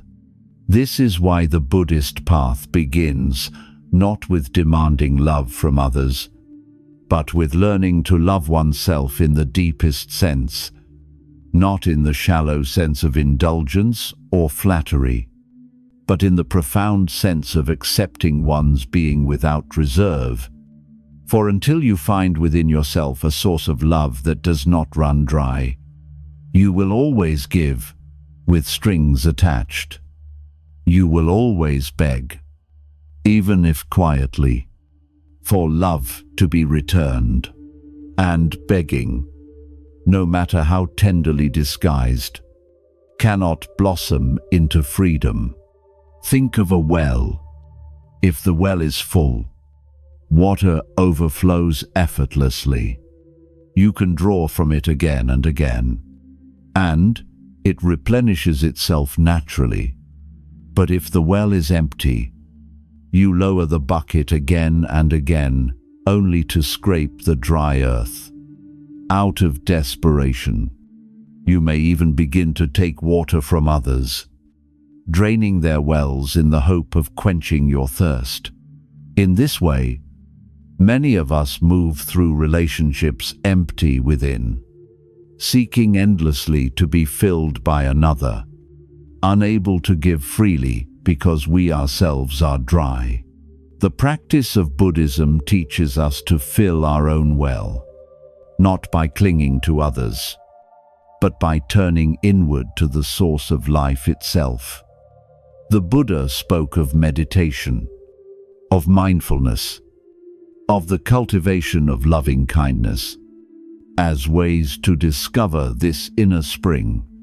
When you sit quietly and breathe with awareness, when you learn to accept yourself as you are, when you begin to release the harsh voices of judgment within your own mind, something shifts. You begin to feel that perhaps you do not need to earn love, that perhaps love is already here, flowing within you. This is why metta meditation begins with yourself. May I be safe. May I be happy. May I live with ease. At first, these words may feel foreign, even uncomfortable. Perhaps you were taught that to love yourself is arrogance, or that worth must be proven through service. But with patience, the practice softens the heart. Slowly, you begin to sense that your being itself is worthy of compassion, not because of what you achieve, not because of how you serve, not because of how you are perceived, but simply because you are. When this truth begins to settle within you, your giving changes. You no longer pour yourself out, drop by drop, in the desperate hope of being refilled. You no longer attach invisible strings to your kindness. Instead, love flows naturally. like water from a full spring. And in that flow, there is joy, for the act of loving itself becomes nourishment, independent of outcome. This transformation is not abstract. It is deeply practical. Imagine two people in a relationship. One feels empty and seeks constantly to be reassured, to be validated, to be filled. They give. But each gift carries a hidden demand. See me, praise me, love me in return. Over time, their partner feels the weight of this hunger and begins to withdraw, not out of cruelty, but because no amount of giving can fill an endless void. The bond becomes strained, the love feels heavy, and resentment grows. Now, imagine the same relationship, but this time, each person has learned to drink from their own well. Each has discovered a measure of peace within themselves. Each has learned to soften their own self-judgment and to cultivate loving kindness inwardly. Now, when they give, it is not to fill an emptiness, but because their hearts are already overflowing, their love becomes light, joyful, generous. There is no hidden demand, no invisible string, no ledger keeping score. They give as naturally as they breathe. And in that giving, both are nourished. This is the difference between craving and compassion. Craving grasps, measures, waits, and grows bitter when it is not repaid. Compassion gives, releases, and rejoices in the act itself. Craving is a hand clenched tight, fearful of losing. Compassion is a hand open wide, trusting the flow of life. And though both may appear as love from the outside, only compassion has the freedom to endure. Still, the path to this freedom requires honesty. You must be willing to look deeply at your own motives, to notice the invisible strings attached to your love. You must ask yourself, am I giving because my heart is full, or because I am begging to be filled? Am I offering care as a gift, or am I secretly counting what I will receive in return? These questions are not meant to shame, but to awaken. For in seeing clearly, you can begin to shift from begging to overflowing. The Buddha often used the image of the sun to describe this.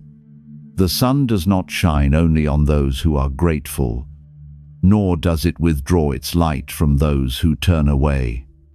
It shines because that is its nature.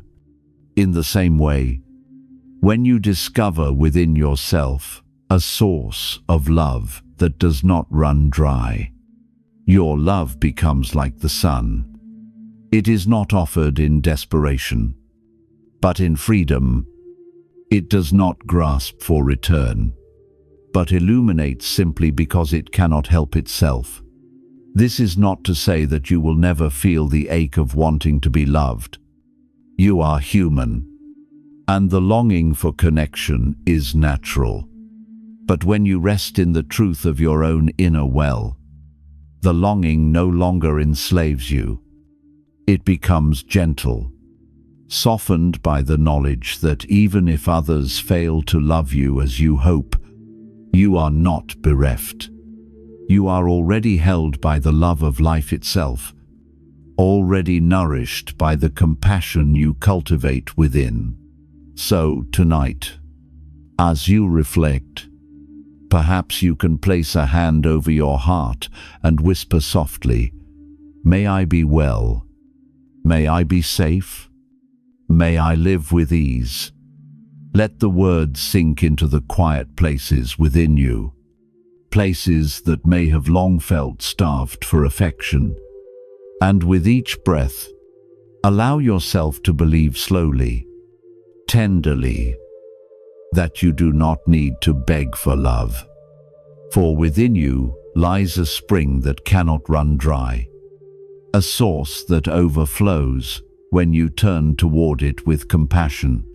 To discover the source of love within yourself is to encounter something both deeply mysterious and profoundly ordinary. It is mysterious because it cannot be touched, measured, or explained by reason. It is ordinary because it is woven into every breath you take, every heartbeat, every moment of life. The Buddha often reminded his disciples that what they were seeking was not outside of them, but in the very nature of their being. The same truth applies to love. You will not find its ultimate source in another's gaze or in their approval.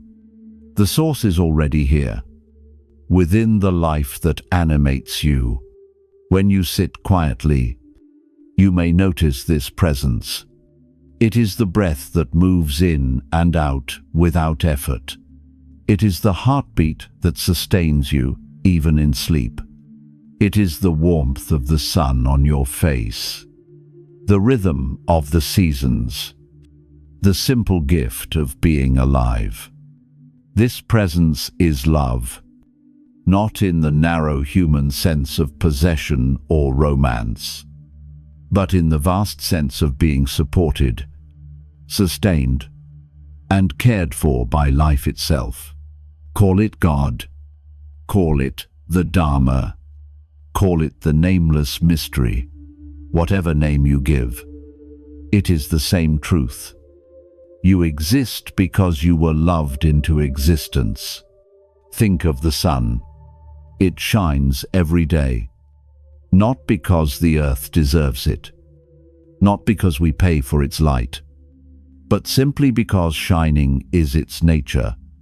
Even after all this time, the sun has never said to the earth, "You owe me." It gives without ledger, without demand. And look at what happens with a love like that. It lights the whole sky. This is the model. The Buddha pointed to love as radiance, not as bargain. When you discover this source within yourself, you begin to give as the sun gives light, not to be thanked, not to be repaid, simply because to love is your nature. Zen masters often used the image of the wind to illustrate this.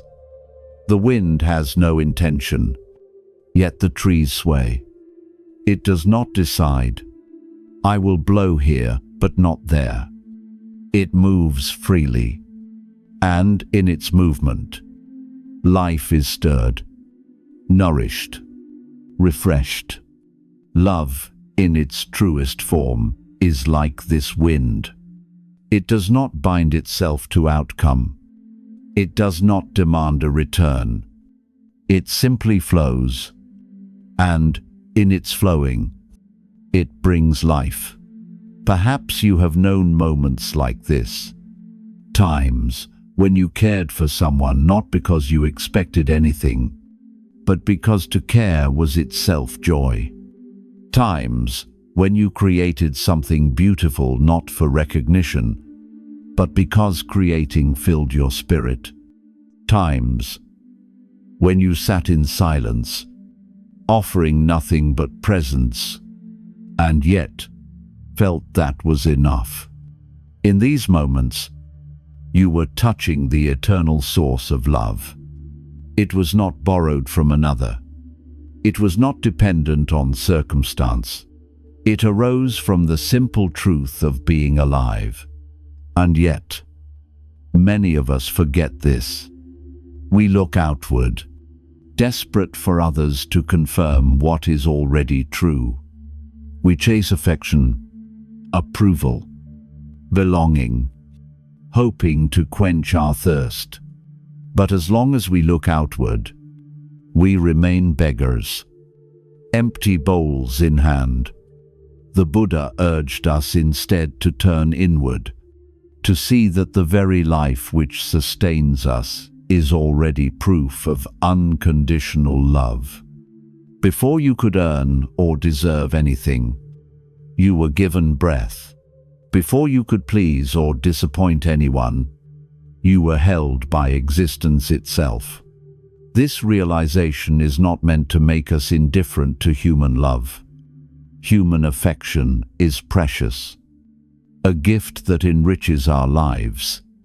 But when we mistake it for the ultimate source of love, we bind ourselves to suffering. For human affection is impermanent. It arrives when it will. It departs when it must. It is like the wind that brushes your cheek. You may open your arms to it, but you cannot hold it there forever. To try is to suffocate it, but to welcome it, to enjoy it while it is here, and to release it when it moves on. That is freedom. Buddhist practice invites us to live in this freedom, to receive love when it comes, but not to cling, to give love when it flows, but not to demand, to rest in the deeper truth that whether others turn toward you or away, you are already loved by the mystery that breathes through you. This is the love that cannot be taken away. This is the love that makes it possible to give without fear. Imagine a candle in a dark room. The candle does not decide who deserves its light. It simply burns, and in burning, it illuminates all who draw near. Now, imagine that candle trying to clutch its flame, refusing to let it shine unless gratitude is shown. What absurdity that would be! The candle's very nature is to give light. So too with you. Your nature is to love. When you stop clinging, when you stop demanding, when you trust the source within, you begin to love as freely as the candle burns and the sun shines. This way of living does not make you weak. On the contrary, it makes you unshakable. For when your love is tied to conditions, you are vulnerable to every shift in another's mood. A cold glance can wound you. A withdrawn word can undo you. But when your love flows from the eternal source within, you stand steady. Praise or blame, presence or absence, affection or rejection, none of these can diminish the radiance of your heart. The Buddha once said that just as a mountain is unmoved by the wind, so too the awakened heart is unmoved by praise or blame. To know this truth is to taste freedom. You can still cherish human love, but you no longer depend on it to confirm your worth. You can still welcome affection, but you no longer collapse when it fades. For you have discovered the deeper source, the love that was here all along. Tonight, as you rest, perhaps you can let this truth settle into you. With each breath, remember you are already loved into being. You do not need to earn this love. You do not need to bargain for it. You do not need to beg. Place a hand over your heart. Feel the rhythm of its beating. And know, this life is already proof of love. And when you awaken to this, you become like the sun, like the wind, like the candle. You give, not because you must, not because you are owed, but because giving is your nature. And in that giving, the whole world is illuminated. To love without expectation is to step into a vast and gentle freedom. It is to discover that the joy of love is not in what it brings you, but in what it awakens within you. Many people live their entire lives believing love must be returned in equal measure to have value. They count the gifts, the words, the gestures, comparing them against their own, quietly keeping score. And in that keeping of score, resentment slowly builds. But when you begin to see that love is fullest when it is given without demand, you step beyond the narrow confines of transaction and into the limitless expanse of generosity. The Buddha spoke of this often, reminding his followers that true generosity, dana, has no strings attached. When giving is bound to reward, it is trade. When giving is offered freely, it is joy. Love follows the same law. If you love in order to be loved, you will always be restless, waiting for repayment. But if you love simply because your heart overflows, then the act of loving is already complete. It needs no response to make it whole. Consider the image of the lotus flower. The lotus grows in muddy water, yet its blossoms are untouched by the mire. Each morning, it opens its petals to the sun, offering beauty to all who pass. It does not ask the world to repay its fragrance. It does not demand gratitude from the bees or admiration from those who pause to look. It blooms because blooming is its nature. Love, when freed from expectation, is like the lotus. It gives, not because of what it will gain, but because giving itself is life. Many of us, however, struggle to live this way. Our culture teaches us to invest in love as though it were a contract. If you give me security, I will give you loyalty. If you give me attention, I will give you devotion. If you fail, then I withdraw. These unspoken bargains are fragile, for life is impermanent, needs change. Circumstances shift. People grow. And when the bargain is broken, the love tied to it dissolves. Yet, if love is rooted not in bargain but in freedom, it endures these changes. It bends but does not break, for it is not tied to outcome. This is why Buddhism emphasizes upekkha, equanimity, as one of the sublime states of the heart. Equanimity does not mean coldness or indifference. It means the steadiness of loving without clinging, caring without grasping. When you love with equanimity, you do not bind the other with fear of loss. You allow them to change, to grow, to walk their path. Even if it diverges from yours, your love remains, not because they fulfill your needs, but because loving is your joy. Perhaps you can recall moments when you tasted this freedom, sitting beside a loved one in silence, feeling no need to fill the space with words, simply present together, caring for someone in illness, not because they could repay you, but because their suffering touched your heart. Offering kindness to a stranger, knowing they may never know your name. These moments reveal a love that is not bound to outcome. They reveal the truth that the act of loving is itself the gift. Yet to live this way requires practice. For the human mind is quick to measure, We want fairness. We want balance. We want reassurance that our devotion is noticed. But the Buddha reminded us that clinging to such assurances leads only to suffering. If you give a gift while watching the recipient anxiously for gratitude, you do not experience the joy of giving. You experience the tension of expectation.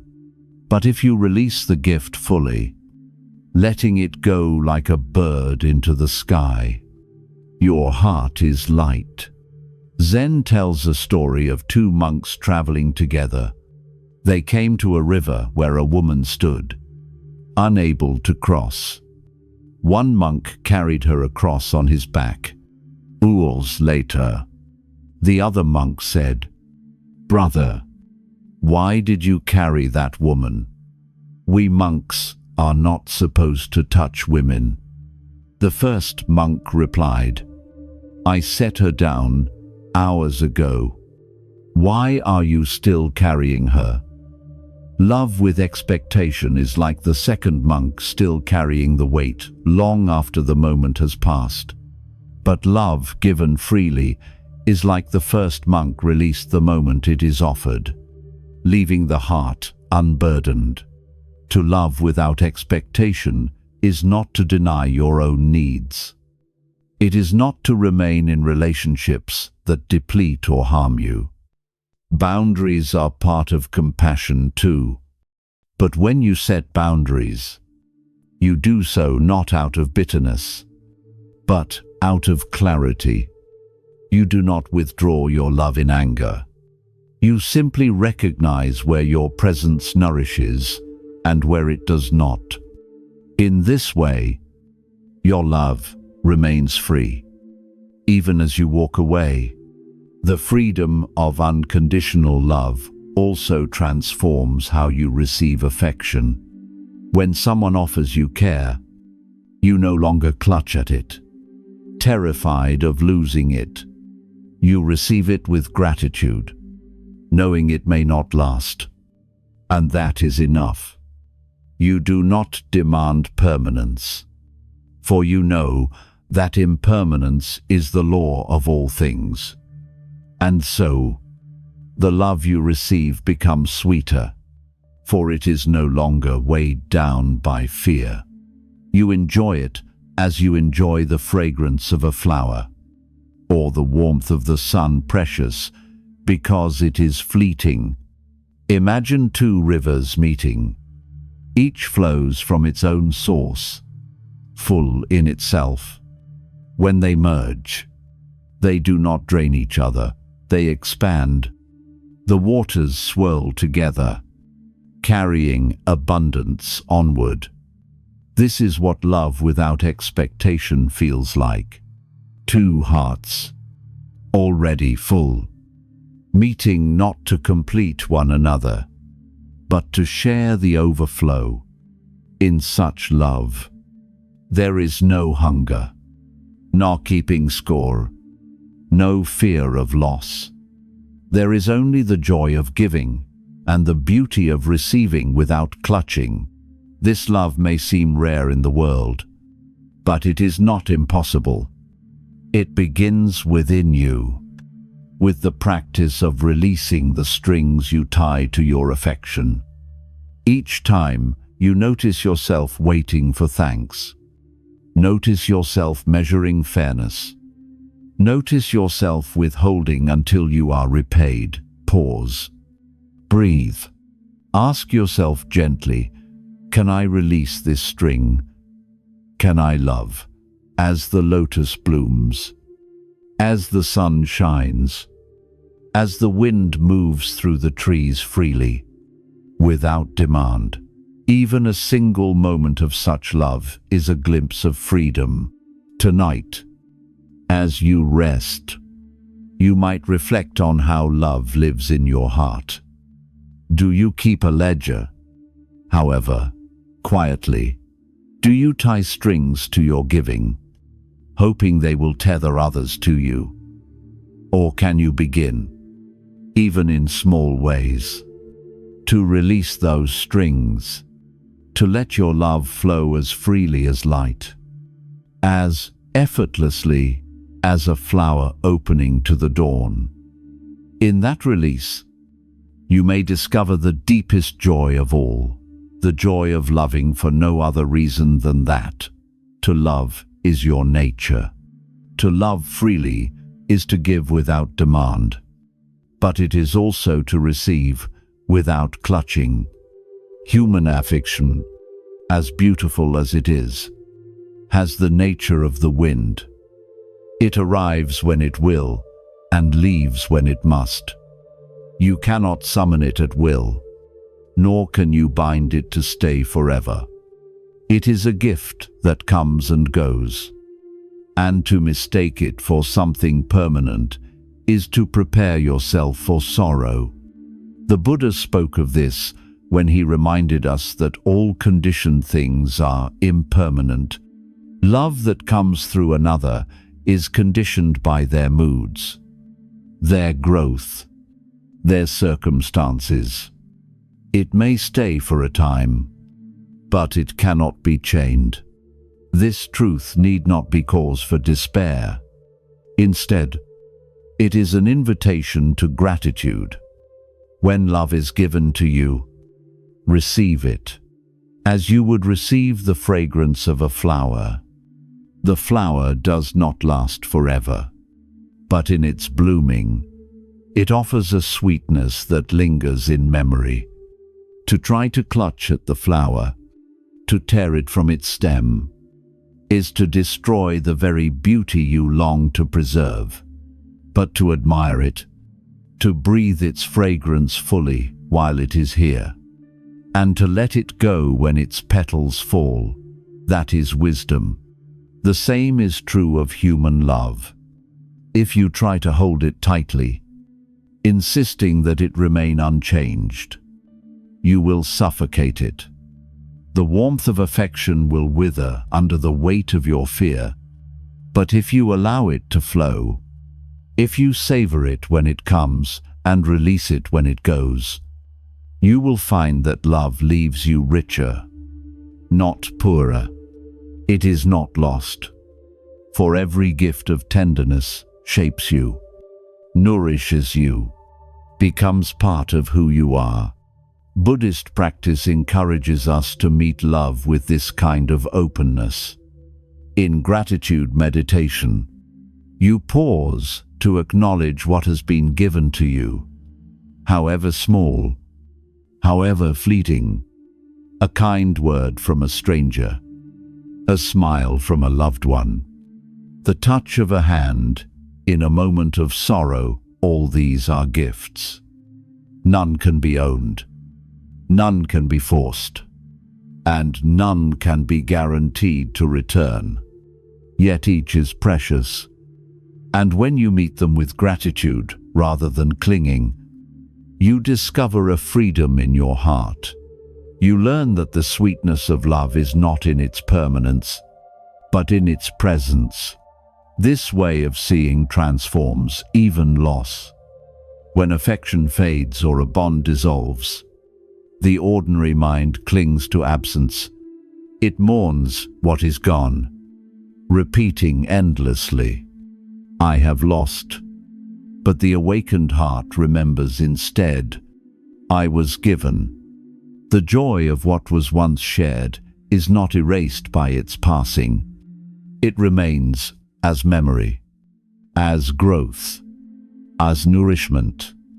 And when you can meet love in this way, even its departure becomes a teacher. It teaches impermanence. It teaches gratitude. It teaches you to rest in the truth that nothing is truly yours to keep. And yet, everything that touches you leaves its imprint. The Zen masters often compared love to the moon, reflected in water. The moonlight is clear and beautiful. Yet when you reach out to grasp it, your hand comes up empty. Does that mean the moon was not real? No, it means it was never yours to hold. Love is the same. You may feel its warmth, see its light, be transformed by its presence. But to clutch at it, to demand it remain unchanged, is to miss its true nature. Better to sit by the water, to enjoy the reflection while it is there, and to release it when the night passes. There is a tenderness in this way of living. It softens the heart. It allows you to meet each moment of love with humility and gratitude, rather than fear. When someone offers you affection, you bow inwardly in thanks. Knowing it is a gift of their own freedom, you do not rush to bind them with obligation. You do not insist that their gift must last forever. You receive it fully, gratefully, and when it passes, you bow again, honoring the impermanence of all things. This does not mean that love becomes shallow or careless. On the contrary, it becomes deeper, for when you stop clinging, you can truly be present. When you are not obsessed with holding on, you can taste the fullness of what is here. Each moment becomes more vivid, more alive. You no longer overlook the warmth of a smile or the gentleness of a touch, because you are not distracted by the fear of losing them. You are here, fully, savoring the gift as it arrives. Imagine sharing a meal with someone dear to you. If you are consumed with worry about when the meal will end, you will miss the flavor of each bite, the joy of each word spoken. But if you sit fully in the moment, knowing it will end, yet not fearing its end, you will be nourished more deeply. Love is the same. To know it is impermanent is not to diminish it. It is to make it more precious. The Buddha once said, "When you see the world as a bubble, as a mirage, then the king of death will not find you." What he meant was that when you see impermanence clearly, you no longer cling to illusions of permanence. You no longer suffer when the bubble bursts, for you knew from the beginning that it could not last. Applied to love, this teaching frees you from the desperate grasping that turns tenderness into torment. You can love without fear, receive without clinging, and release without bitterness. So, tonight, as you rest, perhaps you can call to mind the loves that have touched your life. Some may still be present. Some may have faded. Some may exist now only in memory. Rather than mourning what has passed, can you give thanks for what was given? Can you allow your heart to bow in gratitude, knowing that each gift was precious, precisely because it could not last? And can you soften your grip on the loves you hold now, allowing them to breathe, to change, to come and go as they will? In this way, love ceases to be a cage and becomes instead a blessing, light as the wind, luminous as the moon, fragrant as the flower in bloom. There is a fear that haunts many hearts, the fear of being unloved. It rises quietly in moments of loneliness, whispering that without another's affection, you are incomplete, unworthy, forgotten. This fear drives people to cling, to beg, to compromise their truth in exchange for scraps of tenderness. Yet the Buddha's teachings point us to a profound and liberating truth, even if the world turns away. You are not bereft. You are already held, already embraced, already loved by the very mystery of existence that breathed you into being. Think of the moment you were born. Before you could prove your worth. Before you could earn approval. Life gave you breath. The air entered your lungs as a gift. Unearned. Unconditional. The sun warmed your skin without asking for repayment. The earth supported you without demanding anything in return. From the very beginning, you have been sustained by a love that does not measure, does not bargain, does not falter. This love is not the fleeting affection of human approval, but the steady embrace of life itself. Buddhism teaches that we are children of the Dharma. The Dharma is the law of truth, the unfolding of reality itself. It is not a person who chooses to love or withhold love, but the very fabric of existence, which holds us unconditionally. To see this is to know that you have never been outside of love, even in your loneliest moments. Even when human affection seemed absent, you were carried by the breath, nourished by the earth, sustained by the great mystery of being. Many forget this because they mistake the fickle tides of human affection for the essence of love. When others withdraw, we assume we are unloved. When relationships end, we believe love has abandoned us. But Buddhism urges us to look deeper. Human love is a reflection, a passing wave upon the greater ocean of existence. Waves rise and fall, but the ocean remains. In the same way, the presence or absence of human affection does not determine whether you are loved. Beneath it all, the ocean of life continues to hold you. This truth can bring great comfort. To know that you are already loved by existence itself is to find a ground beneath your feet that cannot be shaken.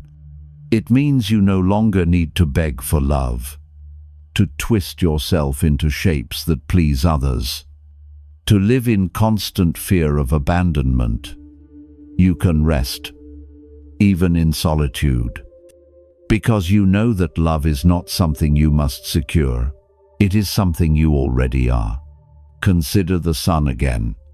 Its light falls upon all things without distinction: the mountain, the valley, the palace, the prison. It does not withdraw from the unworthy or shine more brightly upon the deserving. It shines because that is its nature. Life itself is like this. It breathed you into being without condition, and it continues to sustain you with every heartbeat. This is the original love, the love that is never withdrawn. To realize this is not only to find comfort, it is to discover freedom. For when you know you are already loved by existence, you no longer cling so desperately to human affection. You can still cherish it. Of course, you can still welcome it with gratitude when it comes, but you no longer collapse when it fades. You no longer see yourself as empty when others turn away. You remain whole, steady, at peace, because the foundation of love lies within you and beneath you, not outside of you. Zen teachings often speak of the great sky. Clouds drift across it, dark storms, soft wisps, brilliant shapes, but the sky itself remains vast and untouched. Human love is like the clouds, beautiful and ever-changing. The deeper love of existence is the sky itself, spacious and steady, never diminished by the passing of storms. When you identify only with the clouds, you live in constant anxiety, watching each one, fearing its departure. But when you remember the sky, you see that the clouds were never the whole of it. The vastness was always there, holding everything. Perhaps you have felt this truth in quiet moments sitting beneath a tree, listening to birdsong, watching the play of light on water. In such moments, there may have been no one affirming you, no one declaring their love, and yet you felt at peace, at home, held. These glimpses reveal that love is not limited to human words or gestures. It is the very fabric of life, and it is always here. The Buddha encouraged his followers to meditate on this truth, to sit with the breath and realize that every inhalation is a gift, every exhalation a release. The body sustains itself without constant effort. The earth continues to spin. The rains fall. The crops grow. This is love in its most fundamental form, the universe sustaining you without demand. To rest in this awareness is to find a love that no departure can take away. And from this foundation, you are free to love others without fear. You can give without clutching. Because you are not empty, you can receive without clinging. Because you are not desperate, you can allow love to flow as it will, knowing that beneath its ebb and flow lies a deeper constancy.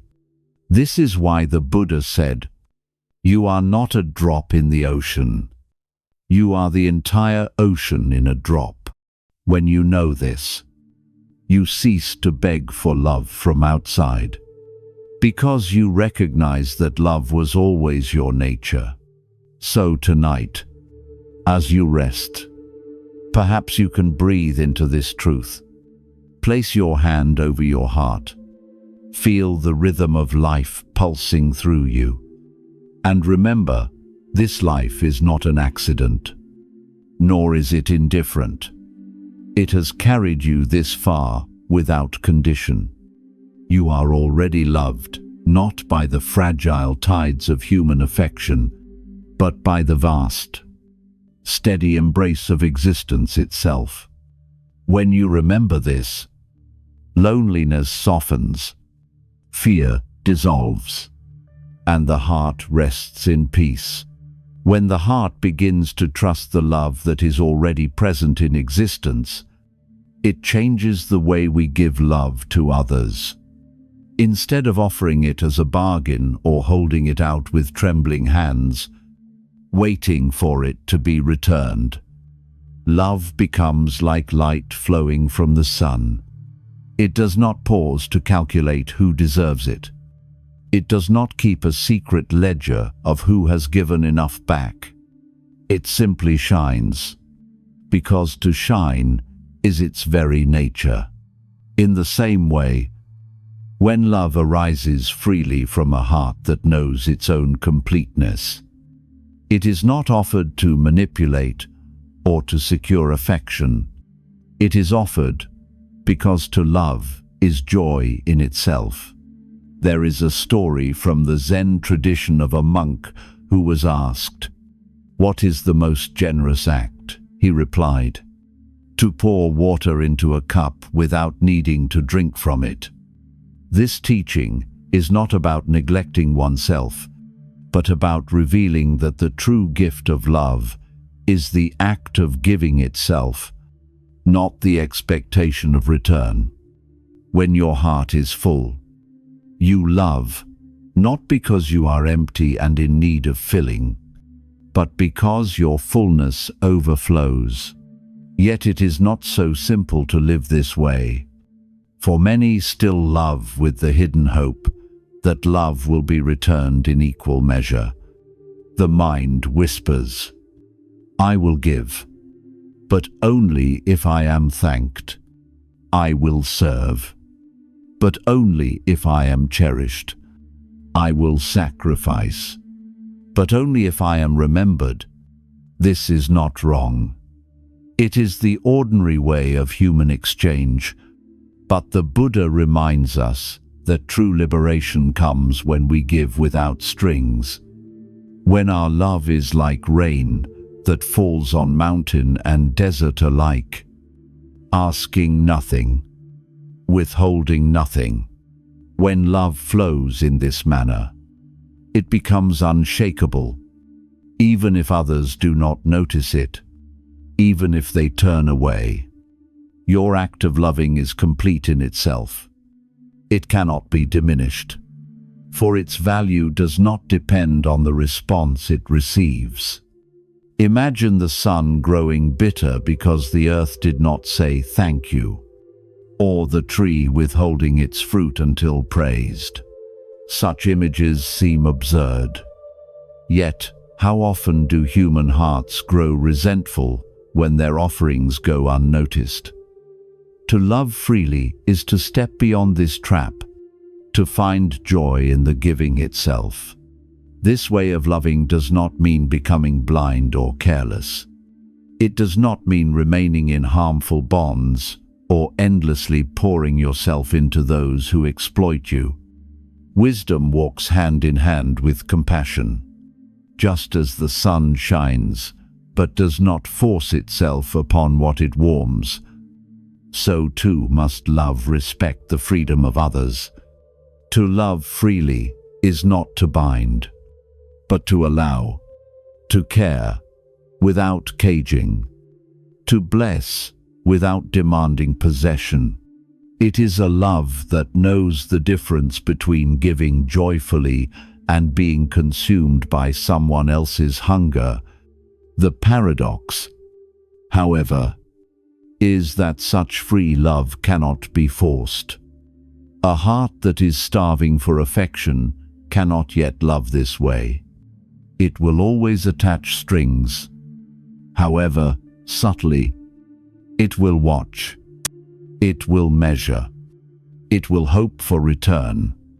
And when that return is absent, bitterness will creep in like ivy, winding through the soul.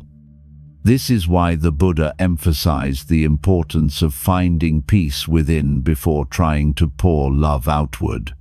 You cannot love freely if you are secretly begging for love in return. You cannot give from emptiness. To cease this begging is to discover the source of love that does not run dry. It is not found in another's eyes, nor in their approval, nor in their constant presence. It is found within, in the quiet recognition of your own worth, your own belonging to life. When you sit in meditation and feel the breath move through you, you are reminded this breath is not yours alone, but part of the great exchange with the universe. You inhale what the trees exhale. You exhale what nourishes them in return. In this rhythm, you are already part of an endless dance of giving and receiving. Love begins here, in this recognition of your interconnection with all things. The Sufi poet Rumi captured this when he wrote, "Even after all this time, the sun never says to the earth, 'You owe me.' Look what happens with a love like that. It lights the whole sky." These words echo the Buddhist vision of boundless compassion, the practice of loving kindness that radiates outward without asking for anything in return. It is the love of a bodhisattva, one who vows to work for the liberation of all beings, not for reward, but because to love is the natural expression of awakening. When you touch this kind of love, you discover a freedom unlike any other.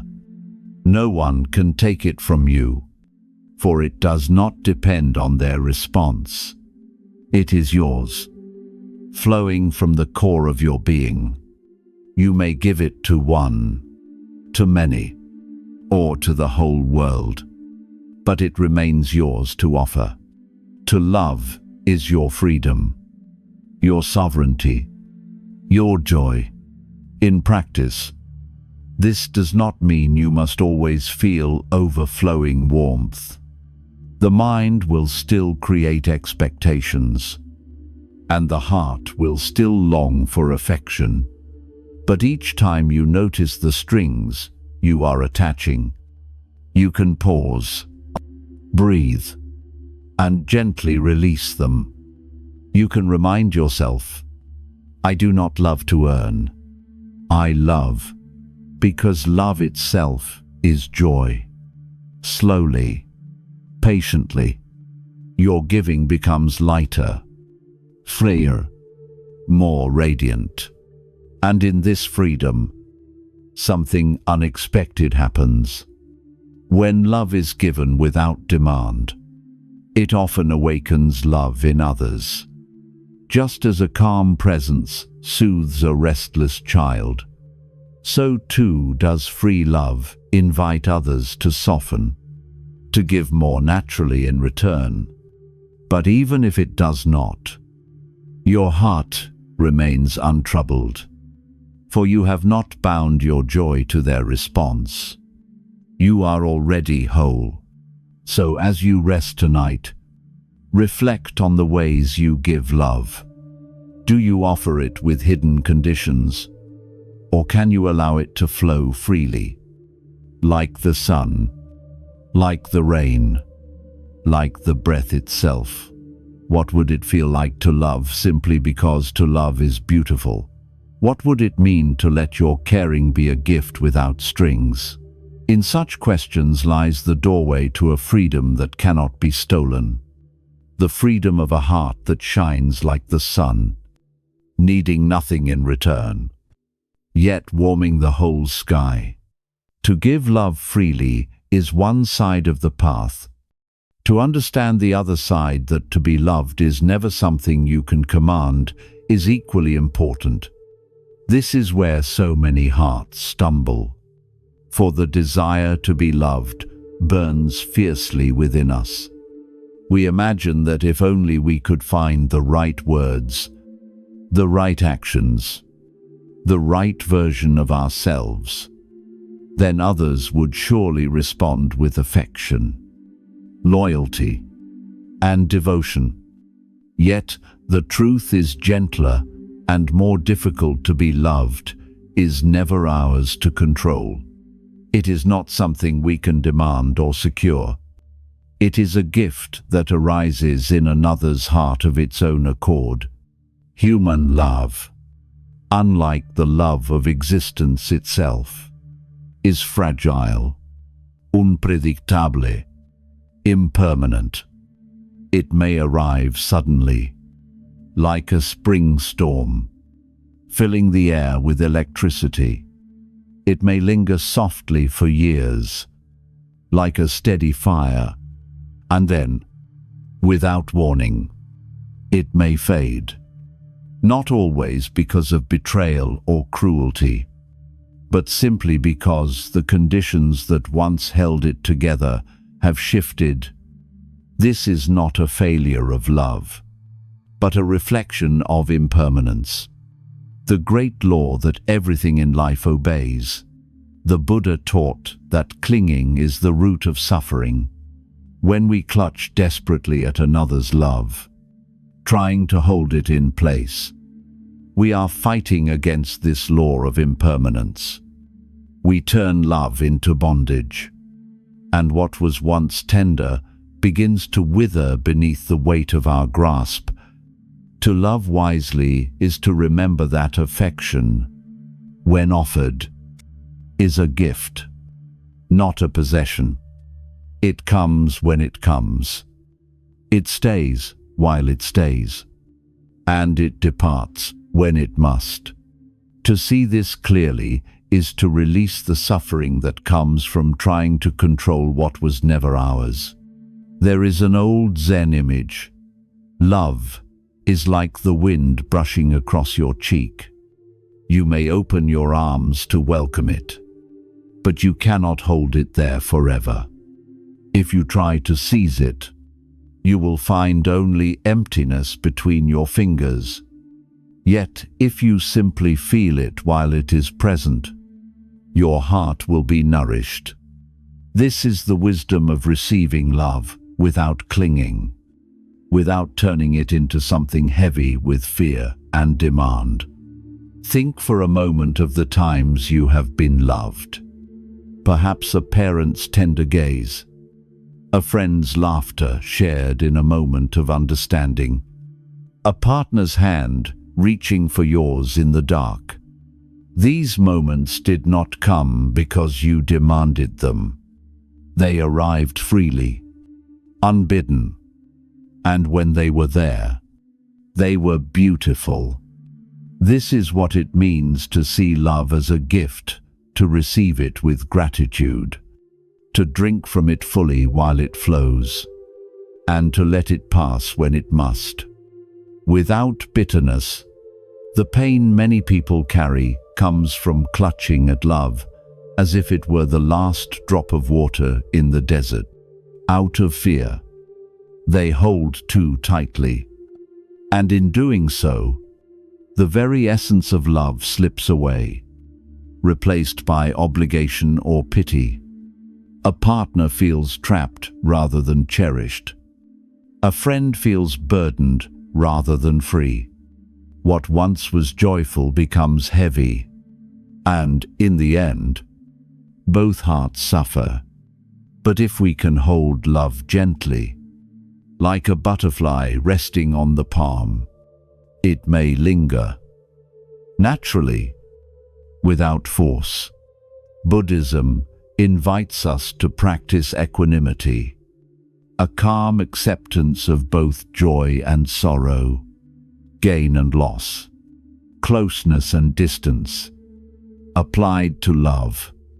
Equanimity means opening to affection when it comes, without trying to possess it, and remaining steady when it departs, without collapsing into despair. It does not mean being cold or indifferent. It means seeing clearly that love cannot be trapped, that its beauty lies in its freedom. There is a teaching story from the Buddha's life. A man once asked him, "Why do I suffer so much when those I love leave me?" The Buddha replied, "You suffer because you confuse love with attachment. True love does not bind another to you. It allows them to come and go, as naturally as the tide. When you release the demand that love must stay, you are free to cherish it when it is present and to let it pass with peace when it moves on." Imagine two rivers meeting. For a time, they flow together, their waters blending in harmony. Eventually, the land divides them, and they part, each continuing its own journey. Was their meeting any less real because it did not last forever? Was their flowing together not a genuine gift? Even though it ended, human love is like this. It is beautiful because it arises and fades, because it cannot be caged, because it is always new. The practice, then, is to cultivate gratitude rather than ownership. When someone offers you love, however briefly, see it as a blessing. Receive it without clutching. Thank them in your heart, not because they gave you something you were entitled to, but because they shared a gift they were free to give. And when it fades, bow to it gently, remembering that nothing in this world was ever meant to be held forever. In this way, even the pain of lost love can soften. Instead of feeling betrayed, you may begin to feel honored that you shared that moment. However brief, you may even see that to be loved. At any point in your life is evidence that your heart was seen, that your being touched another. The memory itself can become a lamp, not a chain, lighting your path with tenderness rather than bitterness. This shift does not happen overnight. The longing to be loved runs deep, and the fear of losing love can grip us fiercely. But with practice, with meditation, with reflection, with the courage to look deeply, we can begin to loosen our grip. We can begin to trust that love, when it comes, is enough, and that when it leaves, we are still whole. And so, to love wisely is to balance both truths. You are free to love without condition, and you must accept that to be loved is always a gift beyond your control. Between these two truths lies the path of peace. You shine like the sun, giving because it is your nature, and you welcome the breeze of another's love with gratitude, knowing it cannot be held. In this way, love ceases to be a desperate hunt or a fearful cage. It becomes what it was always meant to be, a dance of freedom, fleeting yet eternal, tender yet unbound. To live with this understanding is to rest in a freedom few people ever taste. Most spend their lives swinging between hunger for affection and fear of its loss, never realizing that both hunger and fear dissolve. When we recognize the deeper truth, we are already loved into existence. Before a mother held us, before a friend spoke our name, before any human gaze fell upon us, life itself had embraced us. The great breath that animates all things called us forth, clothed us in body and mind, and placed us within this unfolding universe. To recognize this is to stand on ground that does not shift, even when human affections come and go. The Buddha often reminded his disciples that clinging to the world for stability is like grasping at clouds. They gather and disperse. They form and vanish. And no matter how tightly we try to hold them, they slip through our fingers. But beneath the ever-changing clouds is the open sky, vast and untroubled. In the same way, beneath the shifting currents of human love lies the vast field of unconditional presence, the awareness that gave rise to you. If you can rest in that, then the comings and goings of affection will no longer throw you into despair. You will grieve when love departs. Yes, for grief is natural, but you will not collapse, because you know the sky is still there. Even when clouds pass, there is a teaching story of a monk who once asked his master, "How should I live when those I love are bound to leave me?" The master poured him a cup of tea and said, "Drink." The monk sipped. The master said, "Now, the tea is gone. What remains?" The monk looked at the empty cup and said, "The cup remains." The master smiled. So it is with love. The tea of affection is poured and enjoyed. When it is gone, the cup of your being remains. Do not mistake the tea for the vessel that held it. This is the wisdom of knowing that your worth, your wholeness, does not depend on the presence of another's affection. You are the cup, steady and enduring, even when life pours different seasons into you. Sweet tea, bitter tea, sometimes nothing at all. When you remember this, you can taste love fully when it is offered. And when it is gone, you remain unshaken, ready for what life pours next. Yet the mind often resists this teaching. It whispers, "If love leaves me, I am empty. If no one desires me, I am worthless." Such thoughts can weigh heavily, but they are illusions born of comparison and craving. They forget that the source of love is not outside, but within. Consider the sun again. Does it wait for the earth to praise it before it shines?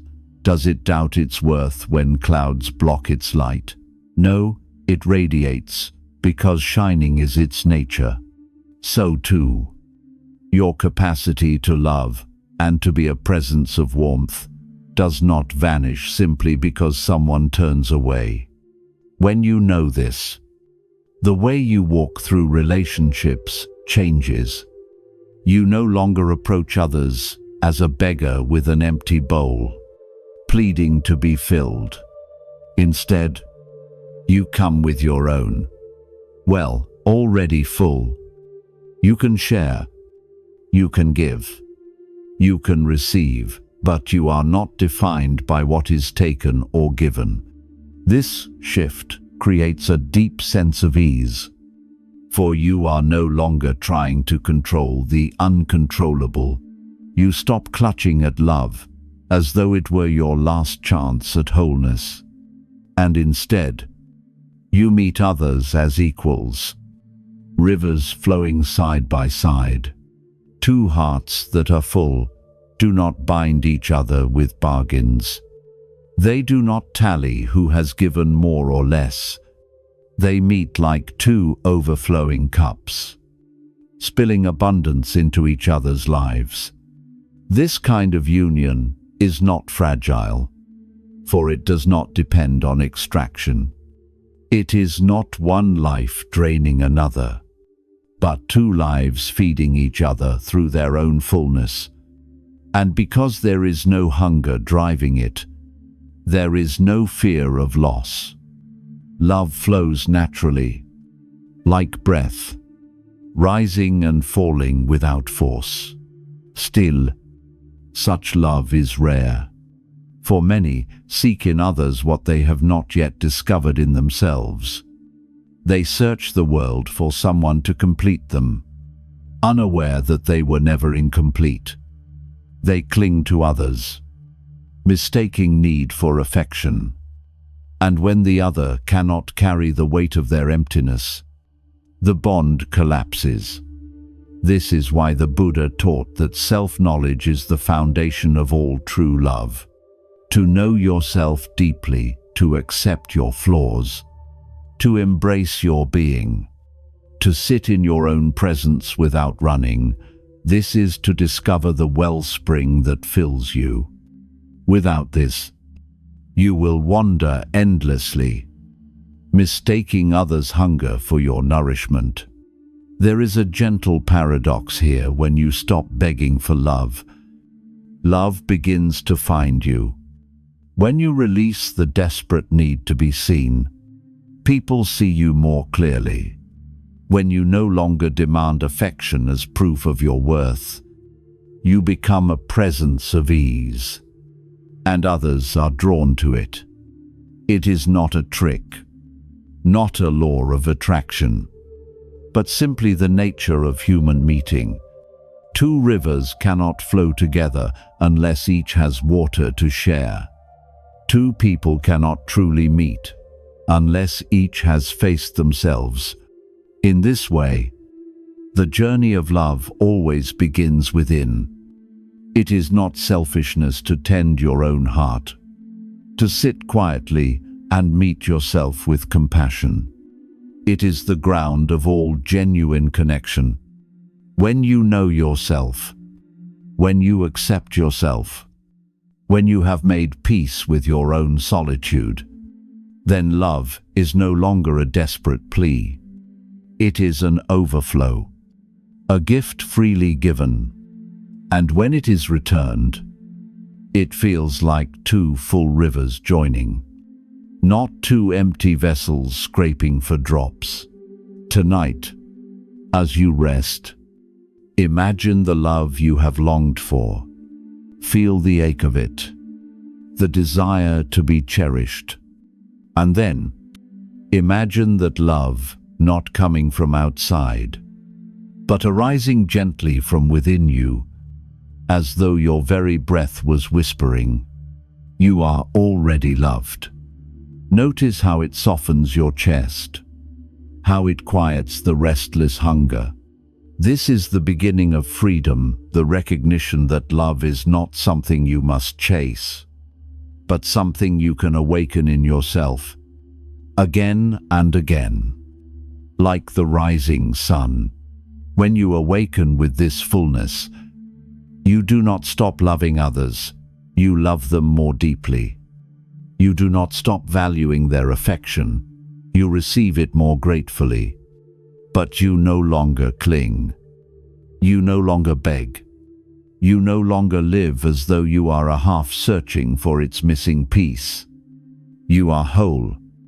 And from that wholeness, love becomes what it was always meant to be, a light that needs nothing, yet warms everything it touches.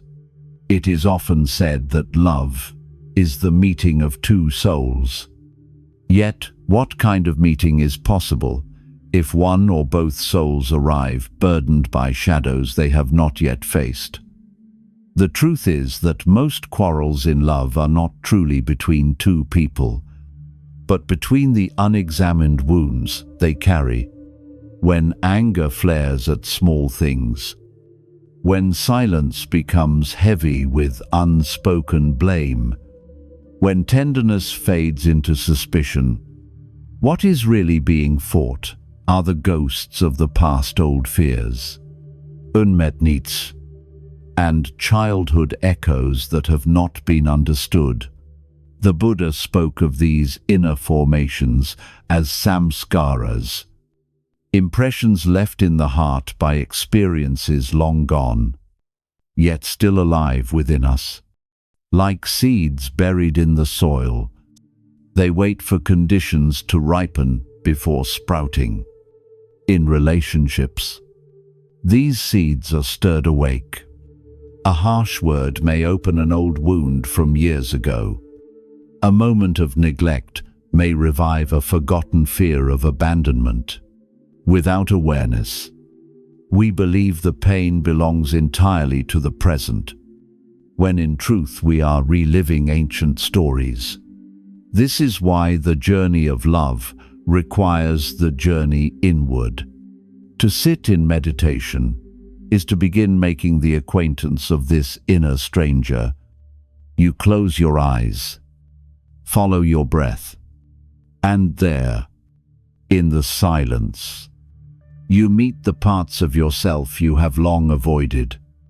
Perhaps you see the child who once felt unseen, or the young adult who was told they were not enough, or the weary self that believes love must always be earned. At first, it may feel painful to face these inner guests, but the act of seeing them clearly is already a gesture of healing. There is a Zen saying, "The obstacle is the path."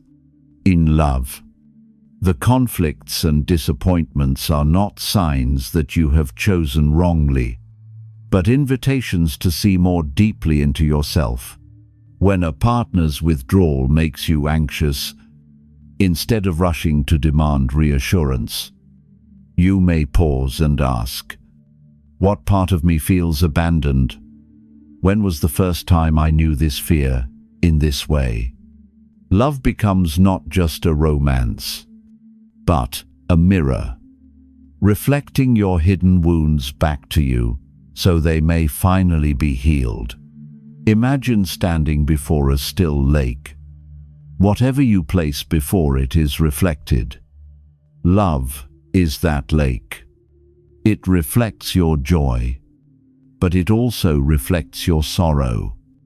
If you have never met your own gaze with compassion, you will project that hunger onto the one before you, asking them to supply what you have not given yourself. And when they cannot, resentment grows.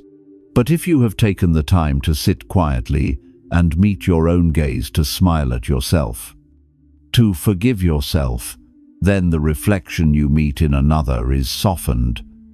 You no longer demand that they carry the weight of your healing, because you are carrying it yourself. This is why the Buddha placed so much emphasis on self-awareness and mindfulness. They are not merely personal practices, they are the foundation of all true relationship. To be mindful is to know what arises within you before you cast it outward. It is to feel the stirring of anger before it turns into hurtful words. It is to notice the longing for validation before it becomes a desperate plea. With such awareness, you can respond rather than react. You can speak with clarity rather than accusation. And slowly, love shifts from being a battlefield of shadows to being a meeting place of hearts. But let us be honest, facing ourselves is not easy. There is a reason so many prefer to keep busy, to distract, to look outward for fulfillment. To turn inward is to confront the silent guest you have carried for years. Yet it is only by inviting this guest to sit at your table that you free yourself from its hidden influence. Otherwise, you carry it into every relationship, expecting others to soothe what you have not soothed. This is not love, it is an unconscious bargain, one that always ends in disappointment. Rumi once wrote, "Do not seek for love. Seek and find all the barriers within yourself that you have built against it." This is a profound truth. The barriers are not always in the world outside. They are often the walls we have built inside our own hearts. Fear of being hurt again, belief that we are unworthy, expectation that we must always prove ourselves. These walls keep love from flowing freely, both in giving and in receiving. And when two people with high walls meet, they do not touch each other directly, they touch each other's defenses. That is why relationships built on unhealed wounds feel so exhausting. The work, then, is not simply to find the right partner, but to soften these walls. Every meditation, every act of self-compassion, every gentle inquiry into your own heart is a brick removed. Slowly, the walls lower, and love begins to flow more easily. Then, when you meet another, the connection is not strained by hidden demands. It becomes simple, effortless, like two rivers flowing together. This is not a mystical idea, but a practical truth. If you have ever met someone deeply at ease with themselves, you know the quality they carry. They do not clutch. They do not demand constant reassurance. They are open, spacious, allowing. To be with them feels like breathing fresh air, because they are not pulling on you to fill their emptiness. And because they have faced themselves, they can face you without distortion. This is the gift of inner work. It frees not only you, but everyone who loves you. So tonight, let us turn gently inward. Close your eyes and picture yourself as a child, sitting quietly, perhaps a little afraid, perhaps longing for warmth. Approach this child with kindness. Kneel beside them. Place a hand on their shoulder and whisper, "I see you. You are safe now. You are enough." Feel how the child softens under your gaze, how their breathing steadies. This is the healing you have long waited for, and you can give it to yourself now. When you practice this again and again, the inner child begins to trust. The stranger you carried within becomes a friend, and slowly, the hunger to be loved at any cost dissolves, replaced by a gentle fullness. Then, when you meet others, you meet them not as a beggar, but as a companion. You can share. You can laugh. You can love without demanding that they repair what you have already begun to heal. Love, then, becomes something new. It is no longer a desperate search for completion, but a joyful sharing of abundance. It is no longer a battlefield of shadows, but a dance of light and presence.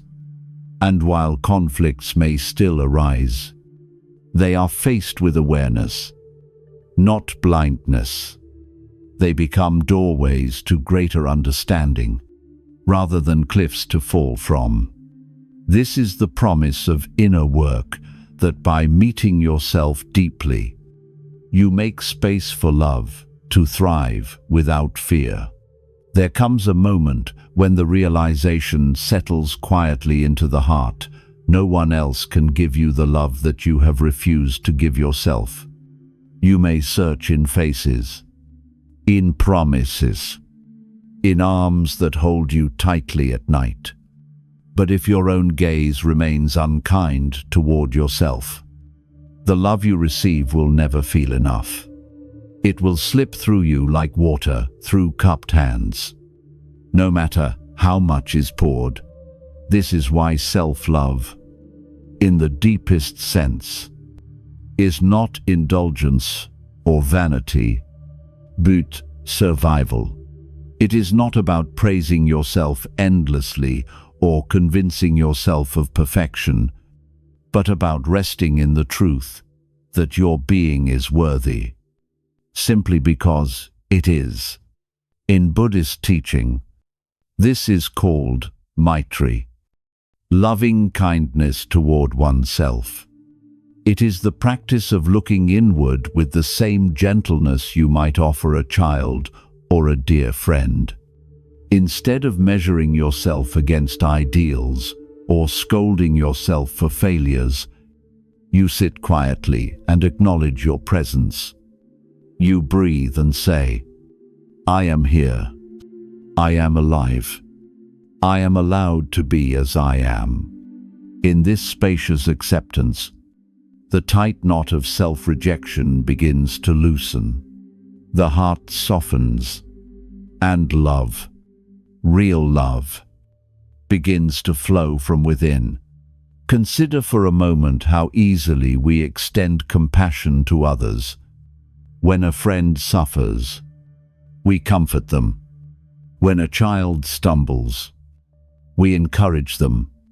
Yet when it comes to ourselves, the words are harsher.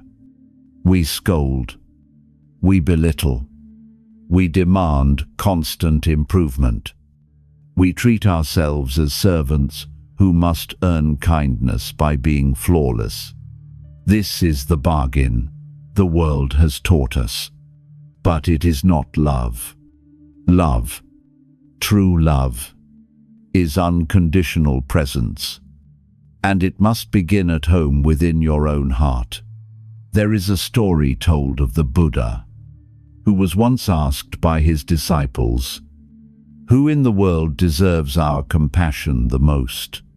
Many expected him to say the poor, the sick, or the suffering. But he replied, "You yourself, as much as anybody in the universe, deserve your love and affection." His words cut through centuries of conditioning that tells us to neglect ourselves for the sake of others. He was not urging selfishness, but balance. For without love for yourself, all other love will be distorted. Think of two empty bowls placed together.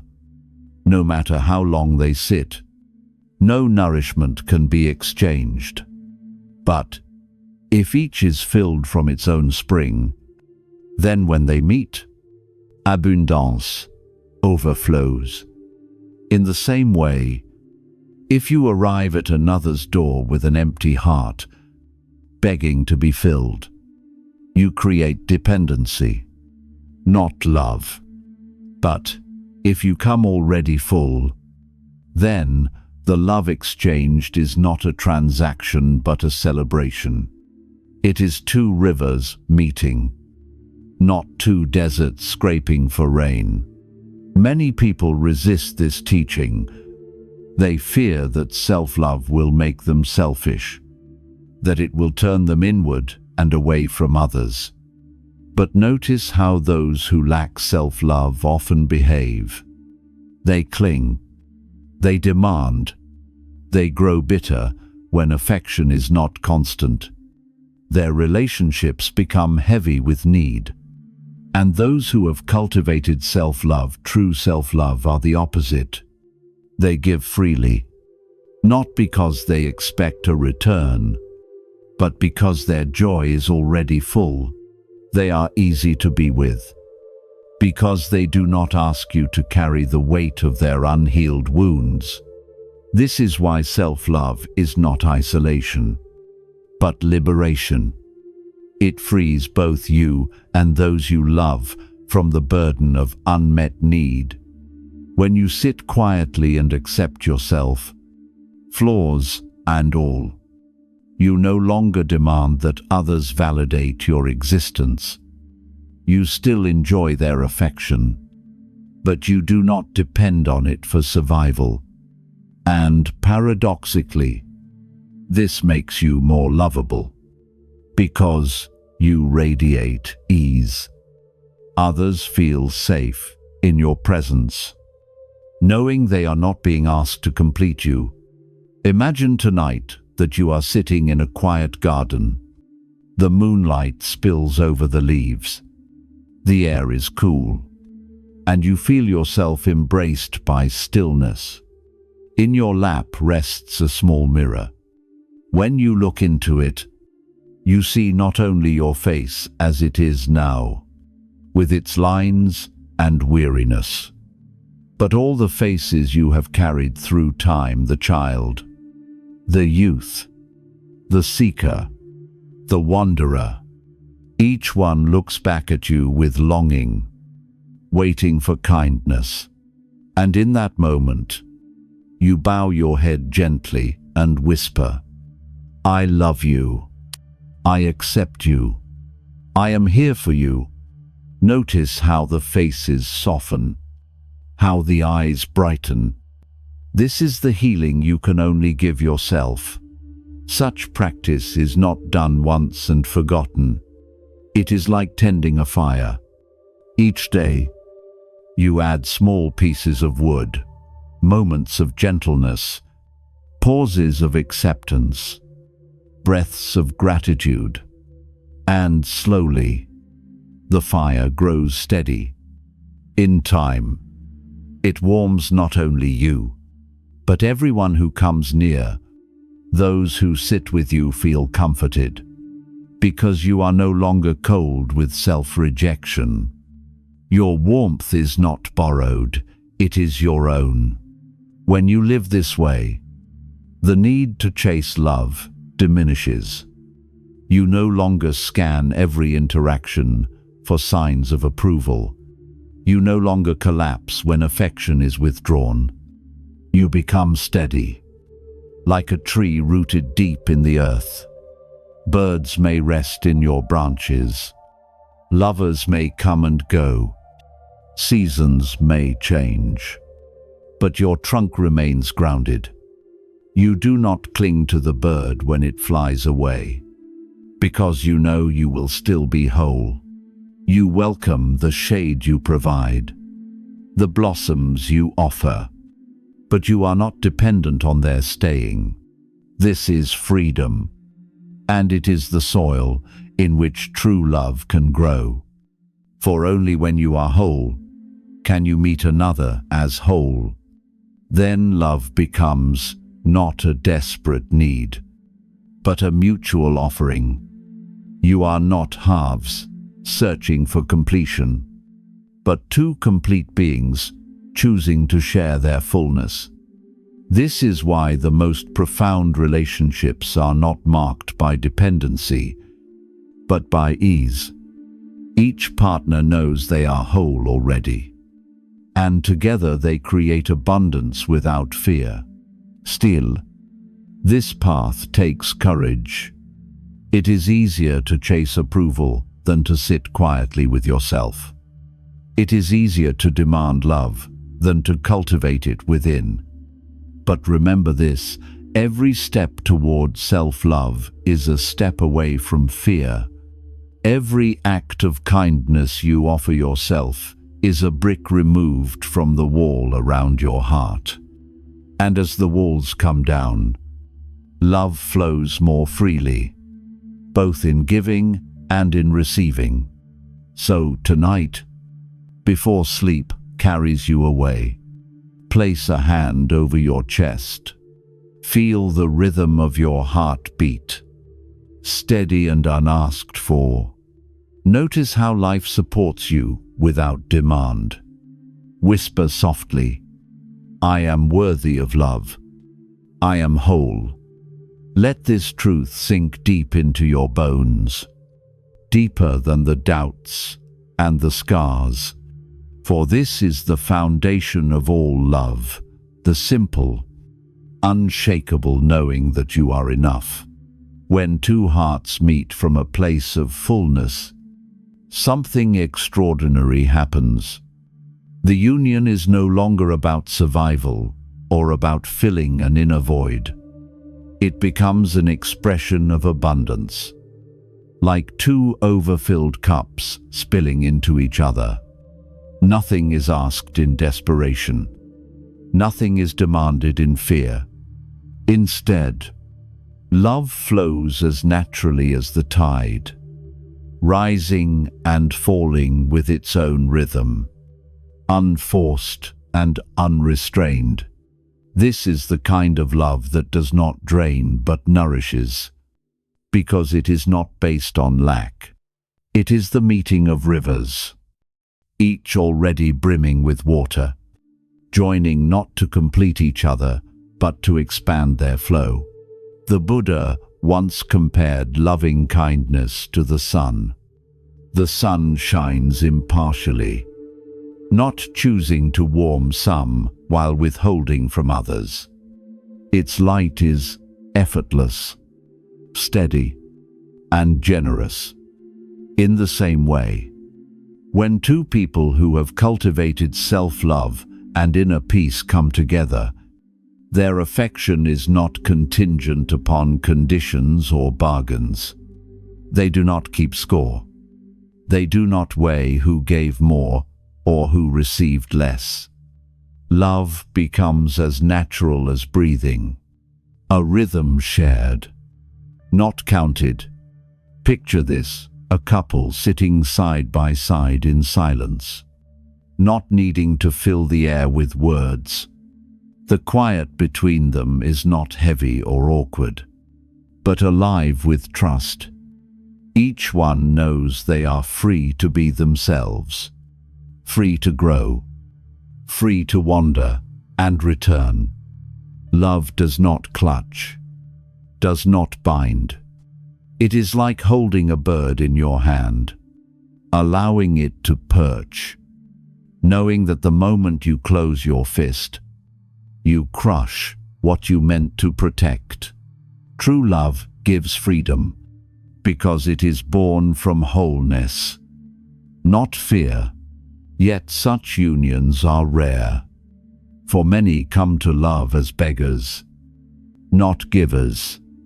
They seek someone who will complete them, not realizing they were never incomplete.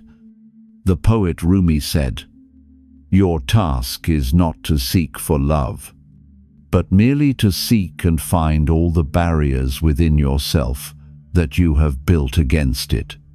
When two people carry those barriers, they meet each other through walls of fear and expectation. But when the walls dissolve, love flows as easily as water down a mountain stream, finding its own course without effort. Think of two lamps placed side by side. Each burns with its own flame, yet together they brighten the room more than one alone. If one lamp is extinguished, the other continues to shine. There is no fear, nor desperation. Their light is not dependent, but shared. This is how love feels when two whole beings come together. Their joy multiplies, but their existence does not collapse without the other. In this way, their bond becomes not a cage, but a sky in which both are free to soar. The Buddha taught that attachment is the root of suffering, but he did not mean that love itself should be avoided. Rather, he warned against the grasping form of love, the kind that clings out of fear of loss. To love without attachment is to care deeply, yet without trying to possess. It is to delight in another's presence while knowing they remain free. When love arises from fullness, it naturally takes this form. There is no hunger in the eyes, only light. Imagine again the feeling of sitting beside someone who loves you freely. Their gaze is soft, not demanding. Their embrace is warm, not disparity. They do not seek to control your every move, for they know their own wholeness.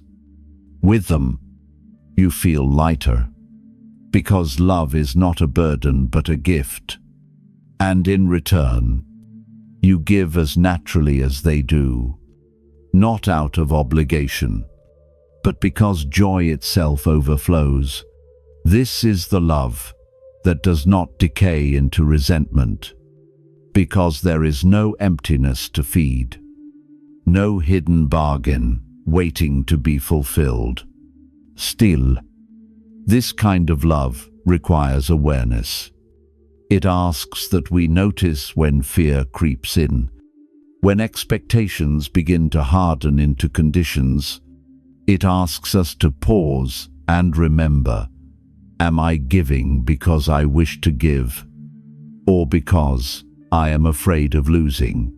Am I loving as the sun loves, or am I keeping a secret ledger? Such questions guide us back to the heart of true love, where generosity replaces calculation and presence replaces control. There is a parable from Zen about two monks traveling together. One carried a jar of water, the other carried none. At a stream, the first monk filled his jar to the brim and said, "Now I have enough for the journey." The other cupped his hands, drank deeply, and said, "And now I too have enough." The first carried the jar heavily for miles, worrying about when it might run dry. The second walked lightly, trusting that the stream would appear again. So it is with love. When we hoard and clutch, we grow weary. When we trust in the abundance of life, we are free to give and receive without fear. To experience such freedom in love is to glimpse something divine. It is as if love ceases to belong to two individuals and becomes part of the greater flow of life itself. The joy of one becomes the joy of both. The growth of one enriches the other. And because neither is starving, both can feast without fear of scarcity. Their union becomes a blessing not only to themselves, but to all who cross their path. For their ease and radiance spill into the world. This is not to say such love is without challenges. Storms will come. Differences will arise. Seasons will change. But when the foundation is abundance, not lack, these storms do not uproot the bond. They test it, deepen it, teach it to bend without breaking. Just as a tree grows stronger in the wind, love rooted in wholeness becomes more resilient with time. So, let us ask ourselves, do we approach love as beggars or as givers? Do we come with empty bowls, pleading to be filled, or with cups already brimming, eager to share? The answer shapes everything. To love freely is not to depend on another for your completeness, but to walk beside them as a whole being, offering your fullness as a gift. When two such hearts meet, there is no need for bargains, no fear of loss. There is only the steady, gentle light of love, shining like the sun, warming the whole sky. Love that flows from fullness carries with it an unmistakable ease. It does not rush, nor does it grasp, nor does it demand proof of permanence. Instead, it moves like a river, winding naturally, taking its course without needing to control the direction of every bend. When two such rivers meet, they do not cancel one another or diminish each other's waters. They merge and expand, each enriched by the other, yet still flowing from their own springs. This is the vision of love described by sages, Buddhists, and mystics. The meeting not of halves searching for completion, but of whole beings who overflow. So much of human suffering in love comes from the illusion that we are incomplete, that we must seek another to repair what is broken inside us. This illusion is deeply ingrained, reinforced by stories, songs, and the trembling promises of youth. But from a Buddhist perspective, this is Maya, the great illusion that entangles us. We forget that we are already whole, already complete, as we are, and so we spend years searching outward, when the answer has always been within. Imagine for a moment the quiet strength of a mountain. It does not call out to the sky, begging for recognition. It simply stands, rooted in the earth, rising toward the heavens. Snow falls upon it, rains wash over it, winds batter it, yet it remains what it is.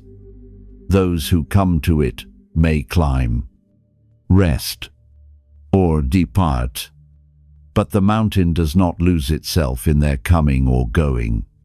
In the same way, when we know our own wholeness, we are no longer shaken by the tides of affection. We can welcome love when it arrives. We can release it when it departs.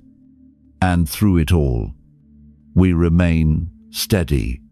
This steadiness does not make love cold or detached. On the contrary, it makes love more alive. Because we no longer cling, we can love more freely. Because we no longer beg, we can give without fear. The heart, once cramped by need, expands and breathes. And in this breathing, love becomes less about possession and more about presence. You do not ask, how long will this last, but rather, how deeply can I be here? Now, in this moment of connection, there is a Zen teaching that says, When walking, walk. When eating, eat. When loving, love. It reminds us to return fully to the present, rather than being carried away by fears of the past or projections of the future. When love is grounded in wholeness, it takes this form of presence.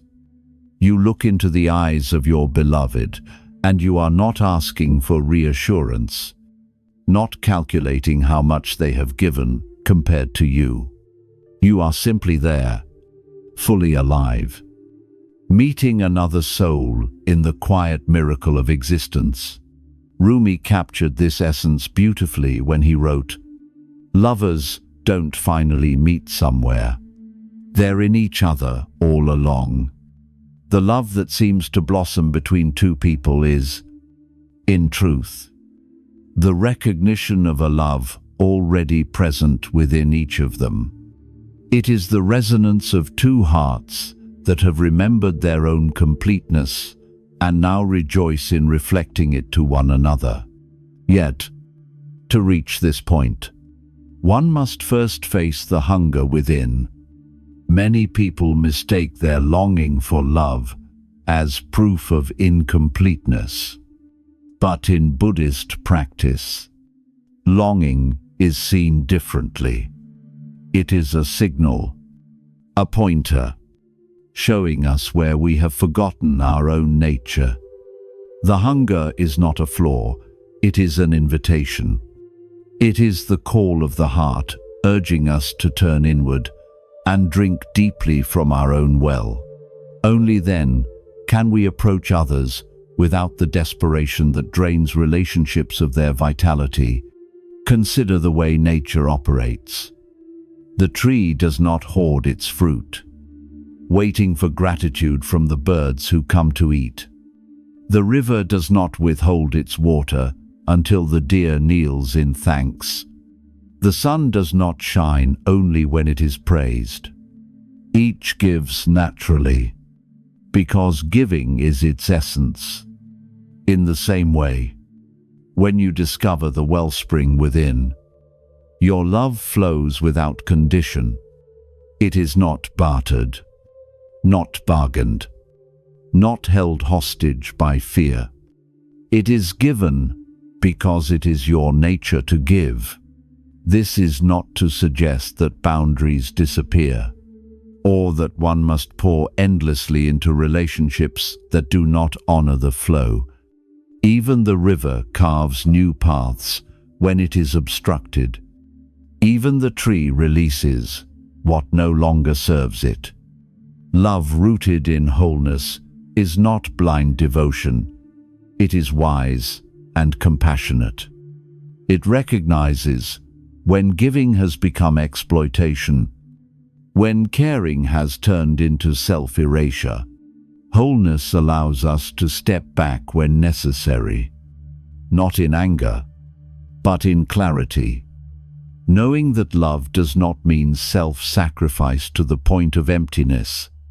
When two people meet from this place, the relationship becomes light. There is laughter without dread, silence without suspicion, distance without fear of abandonment. Each person is free to grow, to change, to wander, inward and outward, knowing that their bond is not a chain, but a sky wide enough for both to soar. They do not confine each other, because they do not confuse love with ownership. They do not fear the shifts of life, because they know impermanence is natural.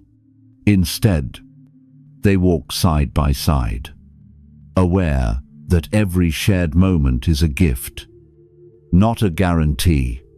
And perhaps this is the greatest paradox. The less you cling to love, the more it stays alive. Just as a flower thrives when given space to grow, love thrives when given freedom. It is suffocated by fear, but nourished by trust. When you allow love to breathe, it remains vibrant. When you clutch it tightly, it withers. So let us return to the question that echoes at the center of all longing, not how can I make someone love me, but how can I become so full of love that it overflows naturally. This is the shift from lack to abundance, from need to gift. And in this shift, love ceases to be a pursuit and becomes a state of being. You do not chase it, you embody it. You do not cling to it, you let it flow through you, like light through the open sky. If tonight you find yourself aching with loneliness, remember this truth: you are already whole. The love you long for is not absent. It is waiting to be recognized within you. Sit quietly, breathe deeply, and imagine the sun rising inside your chest.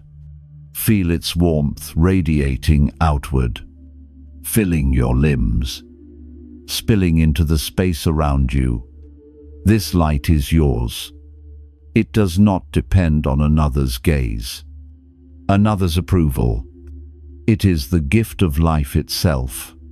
And from this fullness, you can meet the world not as a beggar, but as a giver, not as someone incomplete, but as love itself.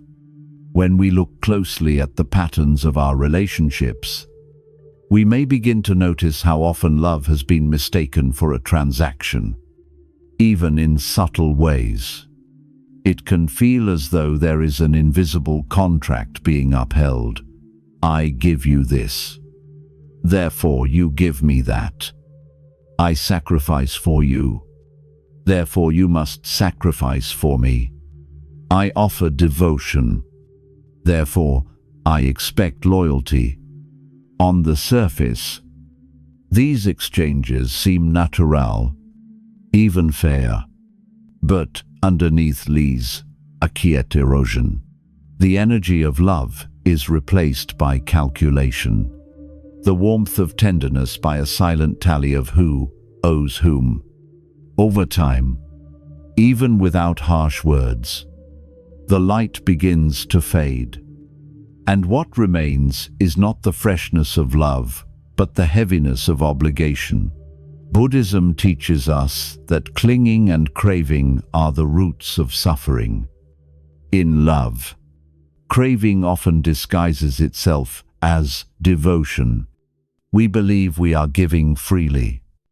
Yet, in truth, we are waiting for something in return. Whether it be reassurance, attention, or the promise of permanence. This hidden craving transforms love into a bargain. The Buddha would remind us that genuine giving, like genuine love, is free from attachment to results. It is offered for the joy of giving itself, like the way a flower blooms without demanding applause, or how the rain falls without waiting for gratitude. Reflect for a moment on the sun. It shines each day, offering warmth and light, and it never once says to the earth, "You owe me for this." Even if clouds obscure its face, even if storms rage, the sun continues its radiance, because shining is its nature. When we discover our own inner radiance, love becomes just like this. It does not wither when it is not acknowledged, nor does it grow only when it is reciprocated. It flows steadily, because it arises from the essence of our being, not from another's approval.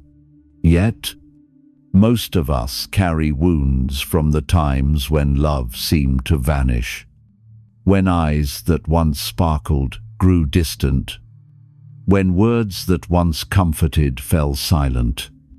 These moments leave us asking, was I ever truly loved, or only useful? This pain is real, and it can cut deeply. but it is also a teacher. It reveals to us where we have mistaken conditional affection for unconditional love, where we have confused the mask for the face. In Buddhist practice, suffering is not denied or suppressed. It is embraced with compassion and understood as the doorway to wisdom. These disappointments in love are not signs of failure. They are invitations to turn inward, to rediscover the love that does not falter. There is a story in Zen about a monk who asked his teacher, "Master, what is love?" The teacher pointed to a stream flowing gently past them and said, "See how the water moves. It nourishes the trees, the grass, the birds, and even the stones. Yet it never demands to be thanked. That is love. To give without clinging, to flow without fear." This image reminds us that love in its purest form does not bind or bargain. It flows naturally, nourishing all that it touches, simply because it cannot help but do so. But here lies the paradox to love in this way. One must first stop begging for love. If we are empty inside, desperate for affirmation, then even our giving will carry invisible strings. We may smile, we may embrace, we may even sacrifice. But beneath it all we are waiting, watching, hoping for something to come back to us. And when it does not, bitterness begins to grow. The Buddha understood this cycle well. He taught that unless we find within ourselves a source that does not run dry, we will always remain at the mercy of others' approval. So, where is this unfailing source? It is closer than we imagine. It is the same source that brought us into existence, the same force that breathes through us in every moment.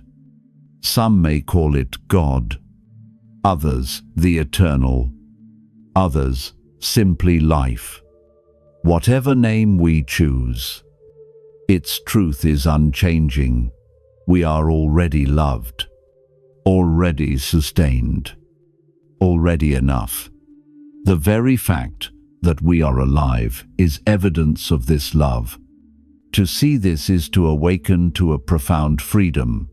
For once, you realize you are already held by the mystery of existence. You no longer beg for scraps of affection. You stand steady, radiant, like the sun, ready to give, without fear. Imagine living in this way. You wake in the morning and, instead of anxiously wondering whether today you will be cherished or overlooked, you rest in the quiet confidence that you are already whole.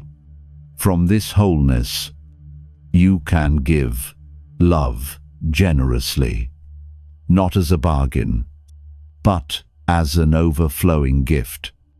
And when others give love to you, you receive it with gratitude, not with clutching desperation.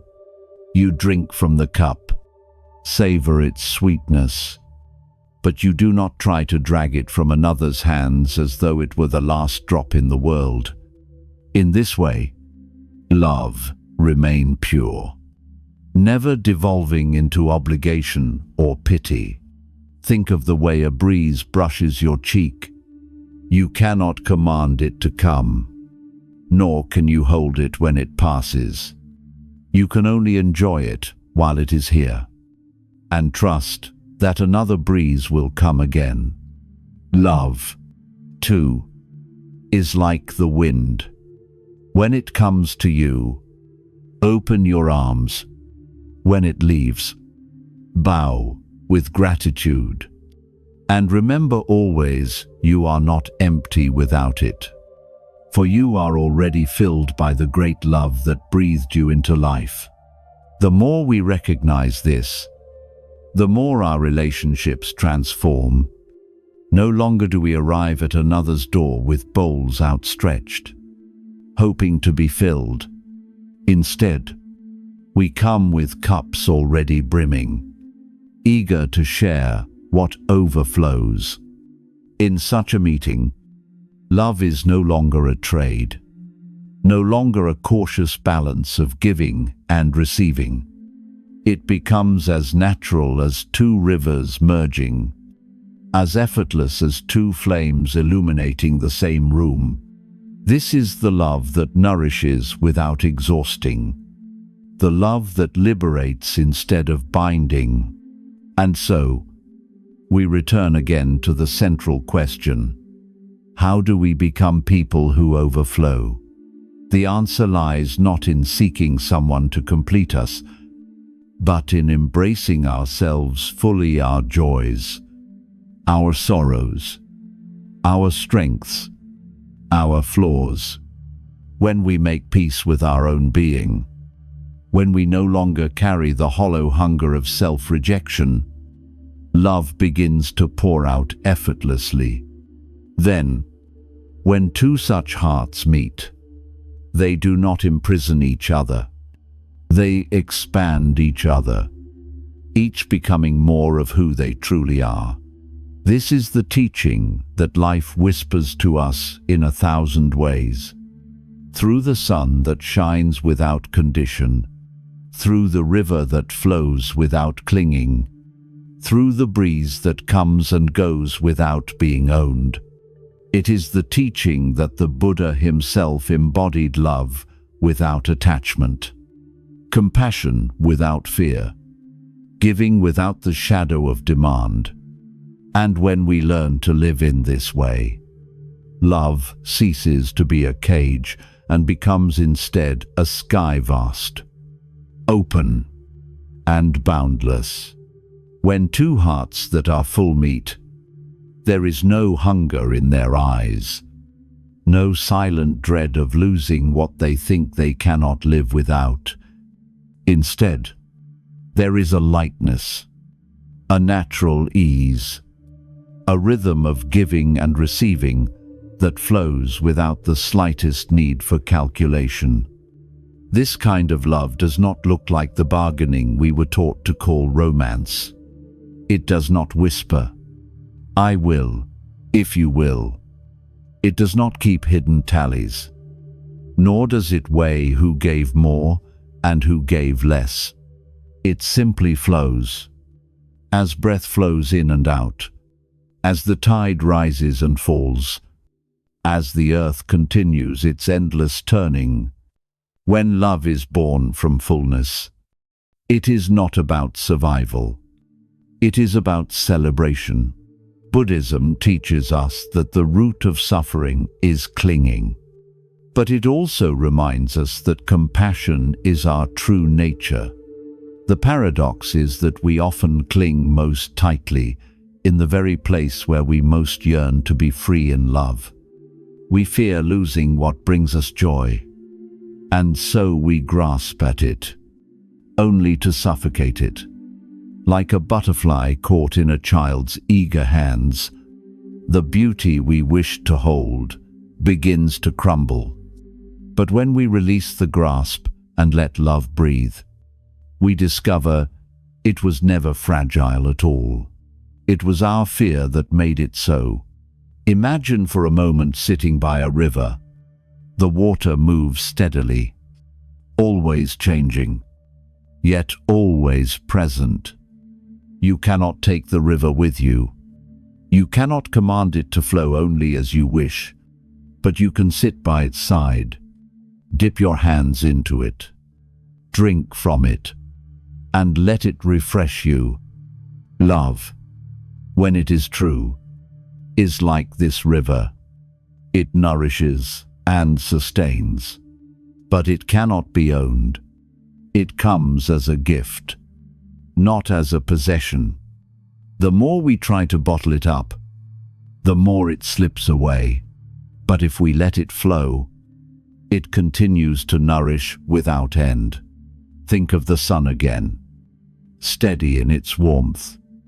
Its light does not fade because someone turns their back, nor does it shine only on those who praise it. Its radiance is impartial, constant, unconditional. This is how love feels when two full beings come together. They shine upon one another not because they expect repayment, but because giving is their nature. And in this giving, both are warmed, both are nourished, both are free. But how do we cultivate such love in a world where most unions are shaped by need, by fear, by the silent contracts of reciprocity? The answer lies within. Before we can love like the sun, before we can flow like the river, we must first recognize the abundance already present in ourselves. Without this recognition, our love becomes tinted by desperation, by the subtle hope that someone else will complete us. And as long as we believe we are incomplete, our love will carry conditions. The Buddha often spoke of the importance of knowing oneself, not as a selfish pursuit, but as the foundation for compassion. For how can we love another if we do not yet know the stranger within our own heart? When we turn inward, meeting our shadows, embracing our wounds, and learning to sit with our own presence, something remarkable begins to happen. The hunger quiets, the restless search softens. We begin to taste a freedom that does not depend on another's gaze. From this place, love ceases to be a plea and becomes a gift.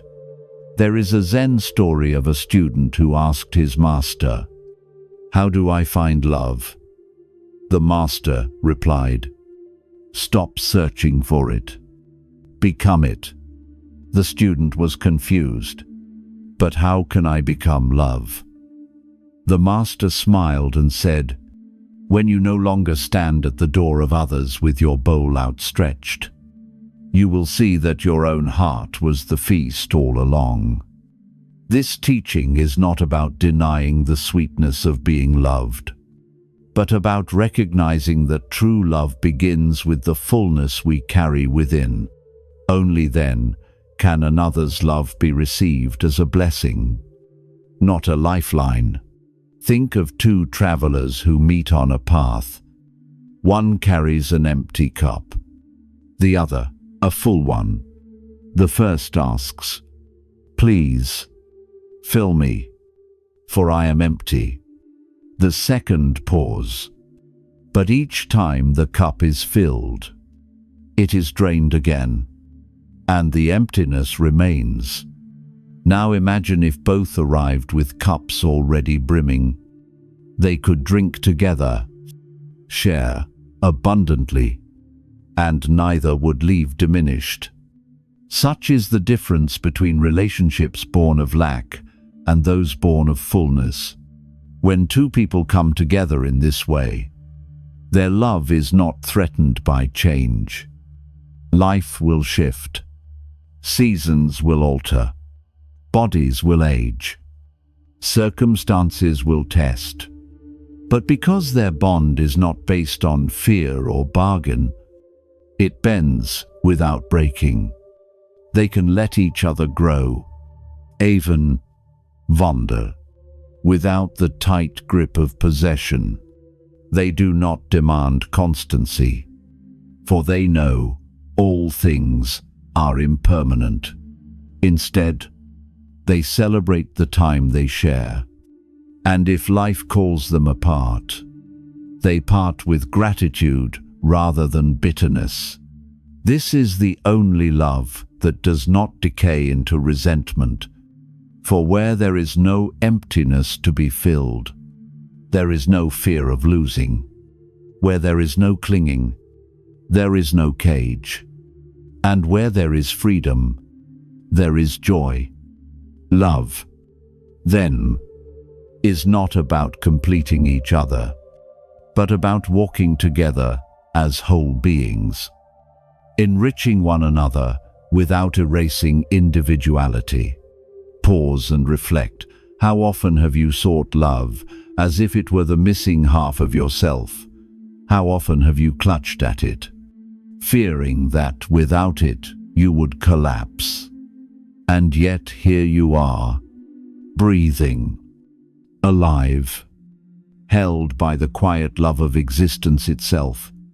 This is the truth that Buddhism whispers gently: you are already whole. You were never broken, never incomplete. And from this wholeness, love can finally flow, as it was always meant to, freely, abundantly, joyfully. It is a rare and precious thing when two people who are whole within themselves meet in love. Most of us are not taught to live this way. From childhood, we are told stories that suggest we are incomplete, that somewhere out in the vastness of the world is another half who will finally make us whole. Fairy tales, love songs, and films all whisper the same message without another: you are lacking. And so we grow into adults who search, who ache, who carry an emptiness we hope another can fill. But this is the seed of disappointment, because no one, no matter how kind or devoted, can ever complete a soul that has forgotten its own fullness. Buddhism reminds us that we are already whole. The Buddha spoke of the illusion of separateness, that each of us is like a wave upon the ocean, appearing distinct for a time, yet never apart from the great water beneath. To believe we are broken, to chase another wave as though it holds our missing piece, is to overlook the truth that the ocean is already within us. When we realize this, the hunger softens, the desperate search quiets, and love ceases to be a frantic hunt for completion. It becomes instead the meeting of two rivers, both flowing strong from their own springs, joining not out of need, but out of abundance. Picture this meeting. Two rivers converge, not to rob one another of water, but to widen and deepen together, to carry more life, to carve new paths into the land. Their joining is not a diminishment, but an expansion. So too is the union of two beings who have discovered their own wellspring within. They do not arrive clutching at one another with fear of emptiness. They arrive carrying gifts, each already overflowing, eager to share rather than to take. When love is born from this abundance, it carries a different quality. There is no silent dread of being abandoned, for each knows they are already complete. There is no constant measuring of devotion, for neither is trying to prove their worth. There is only the quiet joy of being together, the ease of companionship, the delight of sharing without calculation. And because this love is not bound by conditions, it can adapt and evolve. It does not collapse under the weight of change, for it was never based on clinging to permanence. The Buddha often emphasized impermanence, the truth that everything shifts and flows. Bodies age, circumstances alter, even the strongest emotions transform. But when love is rooted in fullness, impermanence does not threaten it. Instead, it enriches it.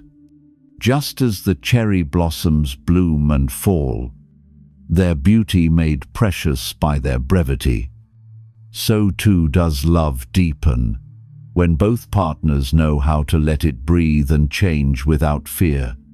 Reflect for a moment on the relationships that have caused you suffering.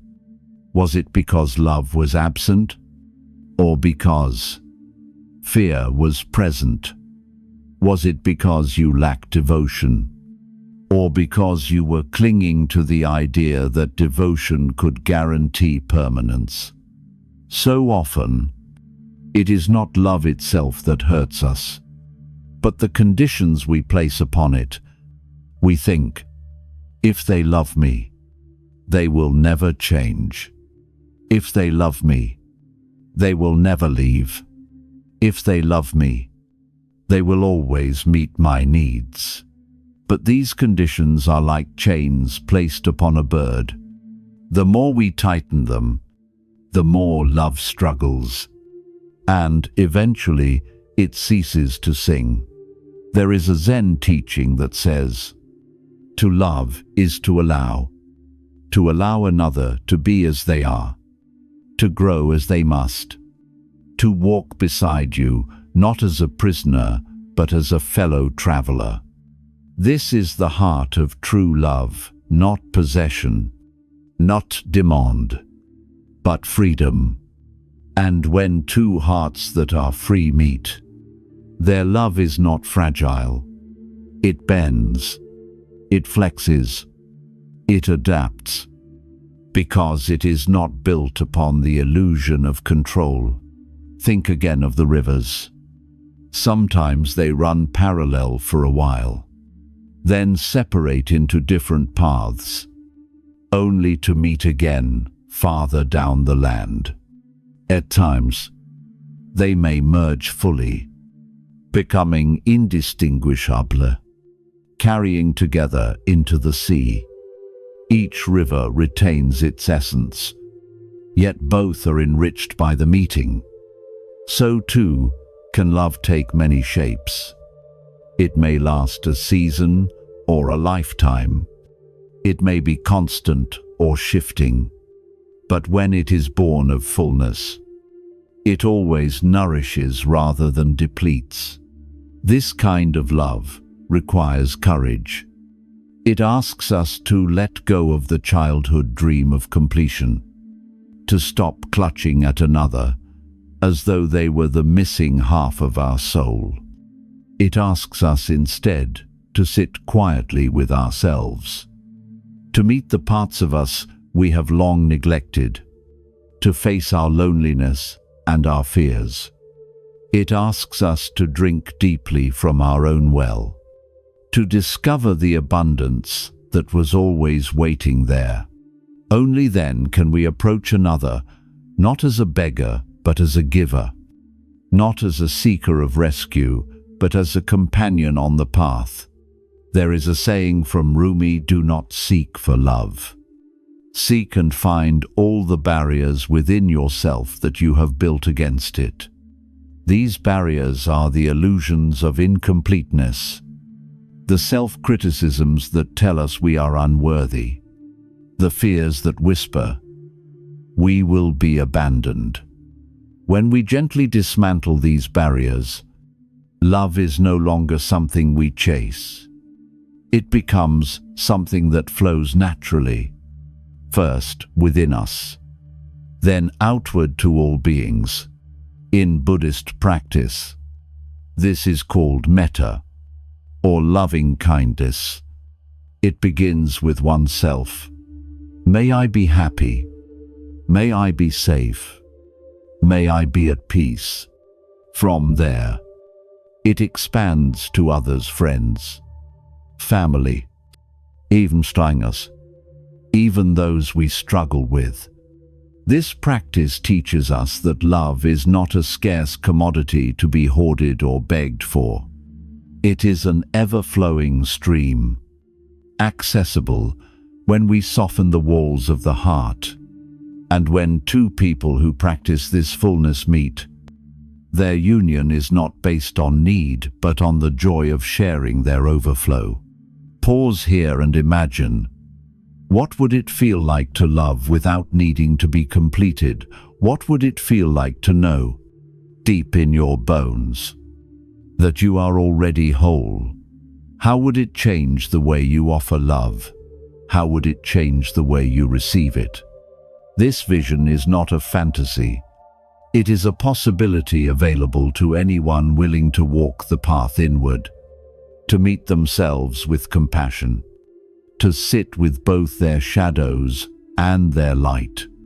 It is the path the Buddha walked, the path countless seekers have walked, and the path that you too can walk. When you do, love will no longer be a desperate search. It will be a natural flowering, a sun rising within you that cannot help but warm the world around you. There comes a moment, often in the middle of life, when a question begins to echo more strongly than all the others. It is not who will love me nor where will I find love, but rather, how can I become one who overflows? This question is quieter than the longing that drove our younger years. It does not carry the feverish urgency of loneliness, nor the restless hunger of someone trying to fill an empty bowl. Instead, it arises like a clear bell in the heart, a sound that seems to cut through all the illusions we have carried about romance, approval, and belonging. In Buddhist teaching, this is the turning point where craving gives way to generosity. Craving, or tanha, is the restless grasping at life, the reaching for what we think will complete us. It is the voice that whispers, "If only they loved me more. If only they stayed. If only I had what others seem to have." It is the voice of the beggar inside us, always holding out a hand, always searching for scraps. But when we begin to awaken, we see that this hunger is endless, because it is based on an illusion that something outside can complete what is already whole. The Buddha pointed again and again to the truth that fullness cannot be given from without. It must arise from within, from a heart that has learned to rest in itself. When we sit quietly and turn inward, when we breathe with awareness, when we allow the chatter of the mind to soften, our new space opens. In that space, we feel not the endless ache of desire, but a gentle, steady warmth. It is the warmth of metta, loving kindness, flowing from its natural source. To become one who overflows is to become like a spring in the mountains. It does not wait for rain to bless it before releasing water. It does not beg the earth for permission. It simply flows, because flowing is its nature. Love, too, is like this. When we stop clutching, when we stop asking the world to give us proof that we are worthy, we discover a current within that moves of its own accord. It does not need to be forced. It does not need to be bargained for. It simply flows. And this flow changes everything. A heart that overflows does not enter relationships to secure its survival. It does not love as a contract or as a way of ensuring companionship against loneliness. It loves because love is the most natural expression of its being. Just as a flower blooms because blooming is its nature, not because it expects reward, so too does such a heart give without the shadow of demand. This is not to say that such a person becomes indifferent to being loved. Gratitude still arises when affection is returned, when tenderness is offered. But the difference is that they do not depend on it. Their joy is no longer chained to another's approval. If love is received, they welcome it with open hands. If it is withdrawn, they do not collapse, because their wellspring does not run dry. Imagine for a moment living this way. Imagine waking each day with a sense of inner sufficiency, not in arrogance, but in quiet peace. Imagine moving through relationships, not as one who fears abandonment, but as one who delights in sharing, without the heavy weight of need. Imagine knowing that even if the world turned its face away, the light within would continue to shine, because it does not depend on the fickle winds of affection. This is the liberation the Buddha pointed toward, the release from suffering that comes not from control, but from letting go. There is a Zen story of a monk who, during a long drought, was asked by villagers to pray for rain. He did not plead with the heavens. Instead, he sat in stillness, entered meditation, and radiated the feeling of abundance, as if the rains were already falling. When asked why, he replied, "To call for rain is to declare its absence. To sit in the fullness of life is to know the rains have never left." The rains arrived soon after, whether by coincidence or by the harmony of nature. The lesson is clear when we overflow. The world around us responds in kind. In our relationships, too, this is true. When we are needy, the energy we project attracts those who take rather than those who give. When we overflow, we naturally draw those who also carry abundance. This is not a mystical law, but a simple reflection of energy. Beggars attract merchants, givers attract givers. And so, by becoming one who overflows, you transform not only yourself, but the very quality of love that comes to you. It is worth asking, what practices help us become this overflowing heart? The Buddha offered many. Meditation on the breath calms the restless mind, teaching us to find contentment in simplicity. The practice of metta bhavana, repeating blessings of loving kindness, trains the heart to extend warmth, first to oneself and then outward to all beings. Acts of compassion, offered without expectation of reward, strengthen the habit of giving without clinging. And reflection on impermanence softens the fear of loss, teaching us that nothing can truly be held, but everything can be cherished. To walk this path is not to deny the human desire to be loved. That desire is natural, but it is to transform it, to move from grasping to giving, from begging to blessing. Instead of asking, "Who will complete me?" we begin to ask, "How can I live so fully that love becomes my very nature?" In this way, love ceases to be a chase. It becomes a homecoming.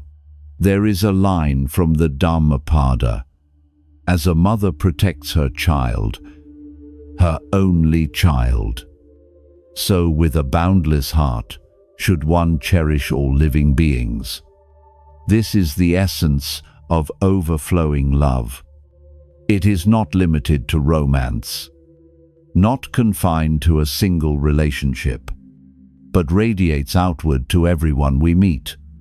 And, paradoxically, it is in this boundlessness that the sweetest intimacies are born. because they are no longer weighted with fear or demand. Perhaps tonight, as you listen, you can close your eyes and rest your hands over your heart. Breathe slowly. With each breath, imagine drawing from a deep well within you. Feel the warmth rising, filling you from the inside. Whisper to yourself, I am already whole. I am already loved. I am already overflowing. Let these words dissolve into the silence. Let the truth of them settle like a calm river. One day, perhaps sooner than you think, you may meet another who has done this same work, who has discovered their own wellspring. When you come together, it will not be a desperate grasping, but a joyous recognition. Two rivers, meeting, two lamps, shining together, two hearts, already full, pouring into one another, not to survive, but to celebrate. This is the love that endures. This is the love that liberates. To become one who overflows is not to abandon the longing for love, but to answer it from the deepest place, where love has never been absent. When two full hearts meet, something profoundly different occurs from the fragile arrangements we once mistook for love. Such a union is not about filling emptiness or soothing loneliness. It is about celebrating abundance. Imagine two vessels already brimming with water, meeting not with the desperation to drink from each other, but with the joy of overflowing together. In such love, there is no bargaining, no even ledger, no subtle keeping score. Love moves as naturally as the tide, flowing in and out without instruction, without fear, without demand. This is what happens when people no longer approach each other as beggars with bowls outstretched, but as givers who have discovered the well within. They come not to be saved, but to share. They come not to clutch, but to offer.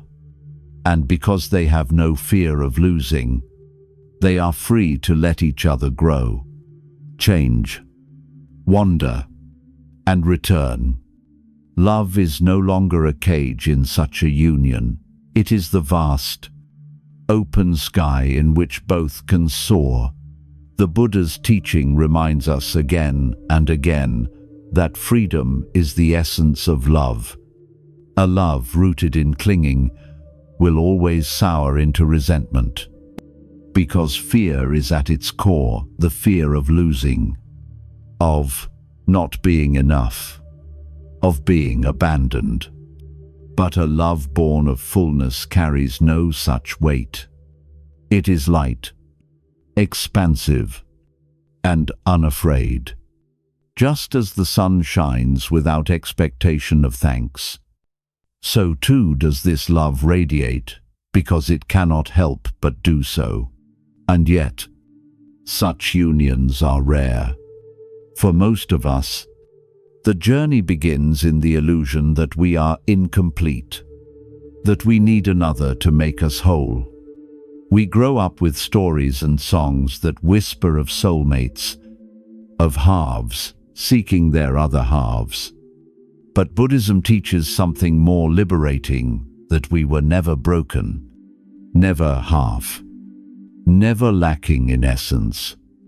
From the moment we entered this life, we were already whole, already luminous, already worthy.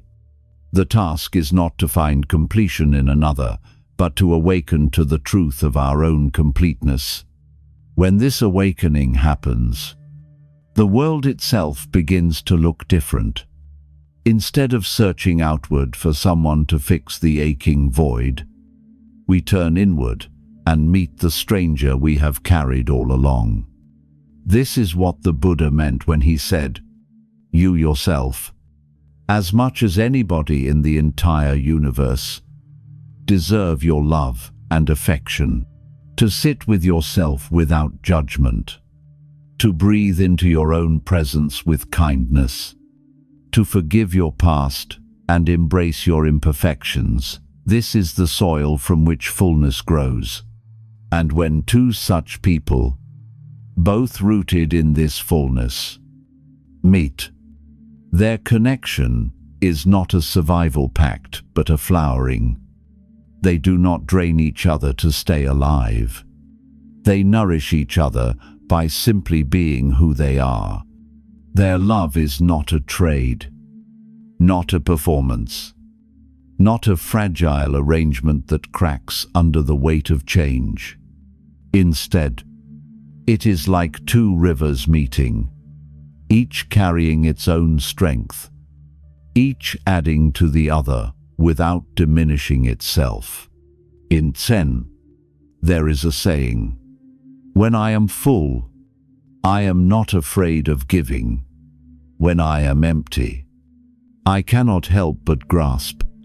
The depth to which we have faced ourselves becomes the depth to which we can meet another. This means that every quarrel, every misunderstanding, every rupture in love is not just about two people, it is about the shadows each brings. And so, before we beg for kindness in another's eyes, we must first find it in our own gaze. Perhaps this is the greatest act of love we can offer ourselves and the world, to meet ourselves fully, without flinching, not to condemn or fixate on flaws, but to recognize the wholeness already present. And when we live this way, the world responds. Those who are empty may still cross our path, but we will no longer mistake their hunger for love. We will recognize it as hunger, and we will not confuse it with intimacy. Instead, we will naturally be drawn to those whose abundance resonates with ours, and in their company we will feel a quiet recognition, as though we had always known them. This is not magic. It is not a cosmic trick. It is the simple law of life, like meets like. The depth of our inner work shapes the depth of our connections. When we live from fullness, we attract fullness. When we carry hollowness, we encounter hollowness. And so, the path to love is not about finding another, but about becoming the kind of being for whom love is no longer a chase, but a natural outpouring. The question, then, is not, how can I find someone to love me?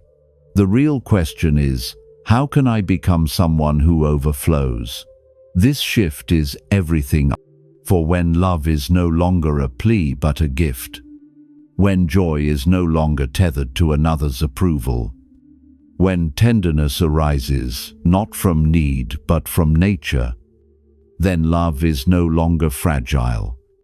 It becomes steady, like the sun, warming the sky without asking anything in return.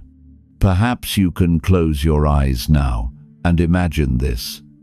Imagine yourself not as a seeker chasing love through the world, but as a luminous being already radiant with it. Feel the abundance within you, like a river quietly flowing. Whisper softly to yourself, I am whole. I am overflowing. I am love. Let the words linger in your breath. Let them settle into your bones. Let them remind you that what you long for has been within you all along. And when you live this truth, the world itself changes. Love ceases to be a hunt, a bargain, or a spiritual keeping. It becomes the natural movement of your being, an endless giving that does not deplete but replenishes. It becomes the quiet, steady light that fills not just your own sky, but the skies of those around you. This is the paradox of love. The more you try to clutch it, the more it slips away. The more you release it, the more it flows. When you stop asking to be loved and instead become love itself, you realize you were never waiting for someone else to give you what was already yours. And so, to love and be loved is not a riddle to solve or a prize to win. It is the very nature of who you are. You are not a half searching for the other half. You are whole, and from that wholeness, love flows freely, endlessly, finding those who recognize it instantly. This is the way of the awakened heart. This is the love that cannot be lost, because it is not dependent on anyone's permission. It is the love that lights the whole sky,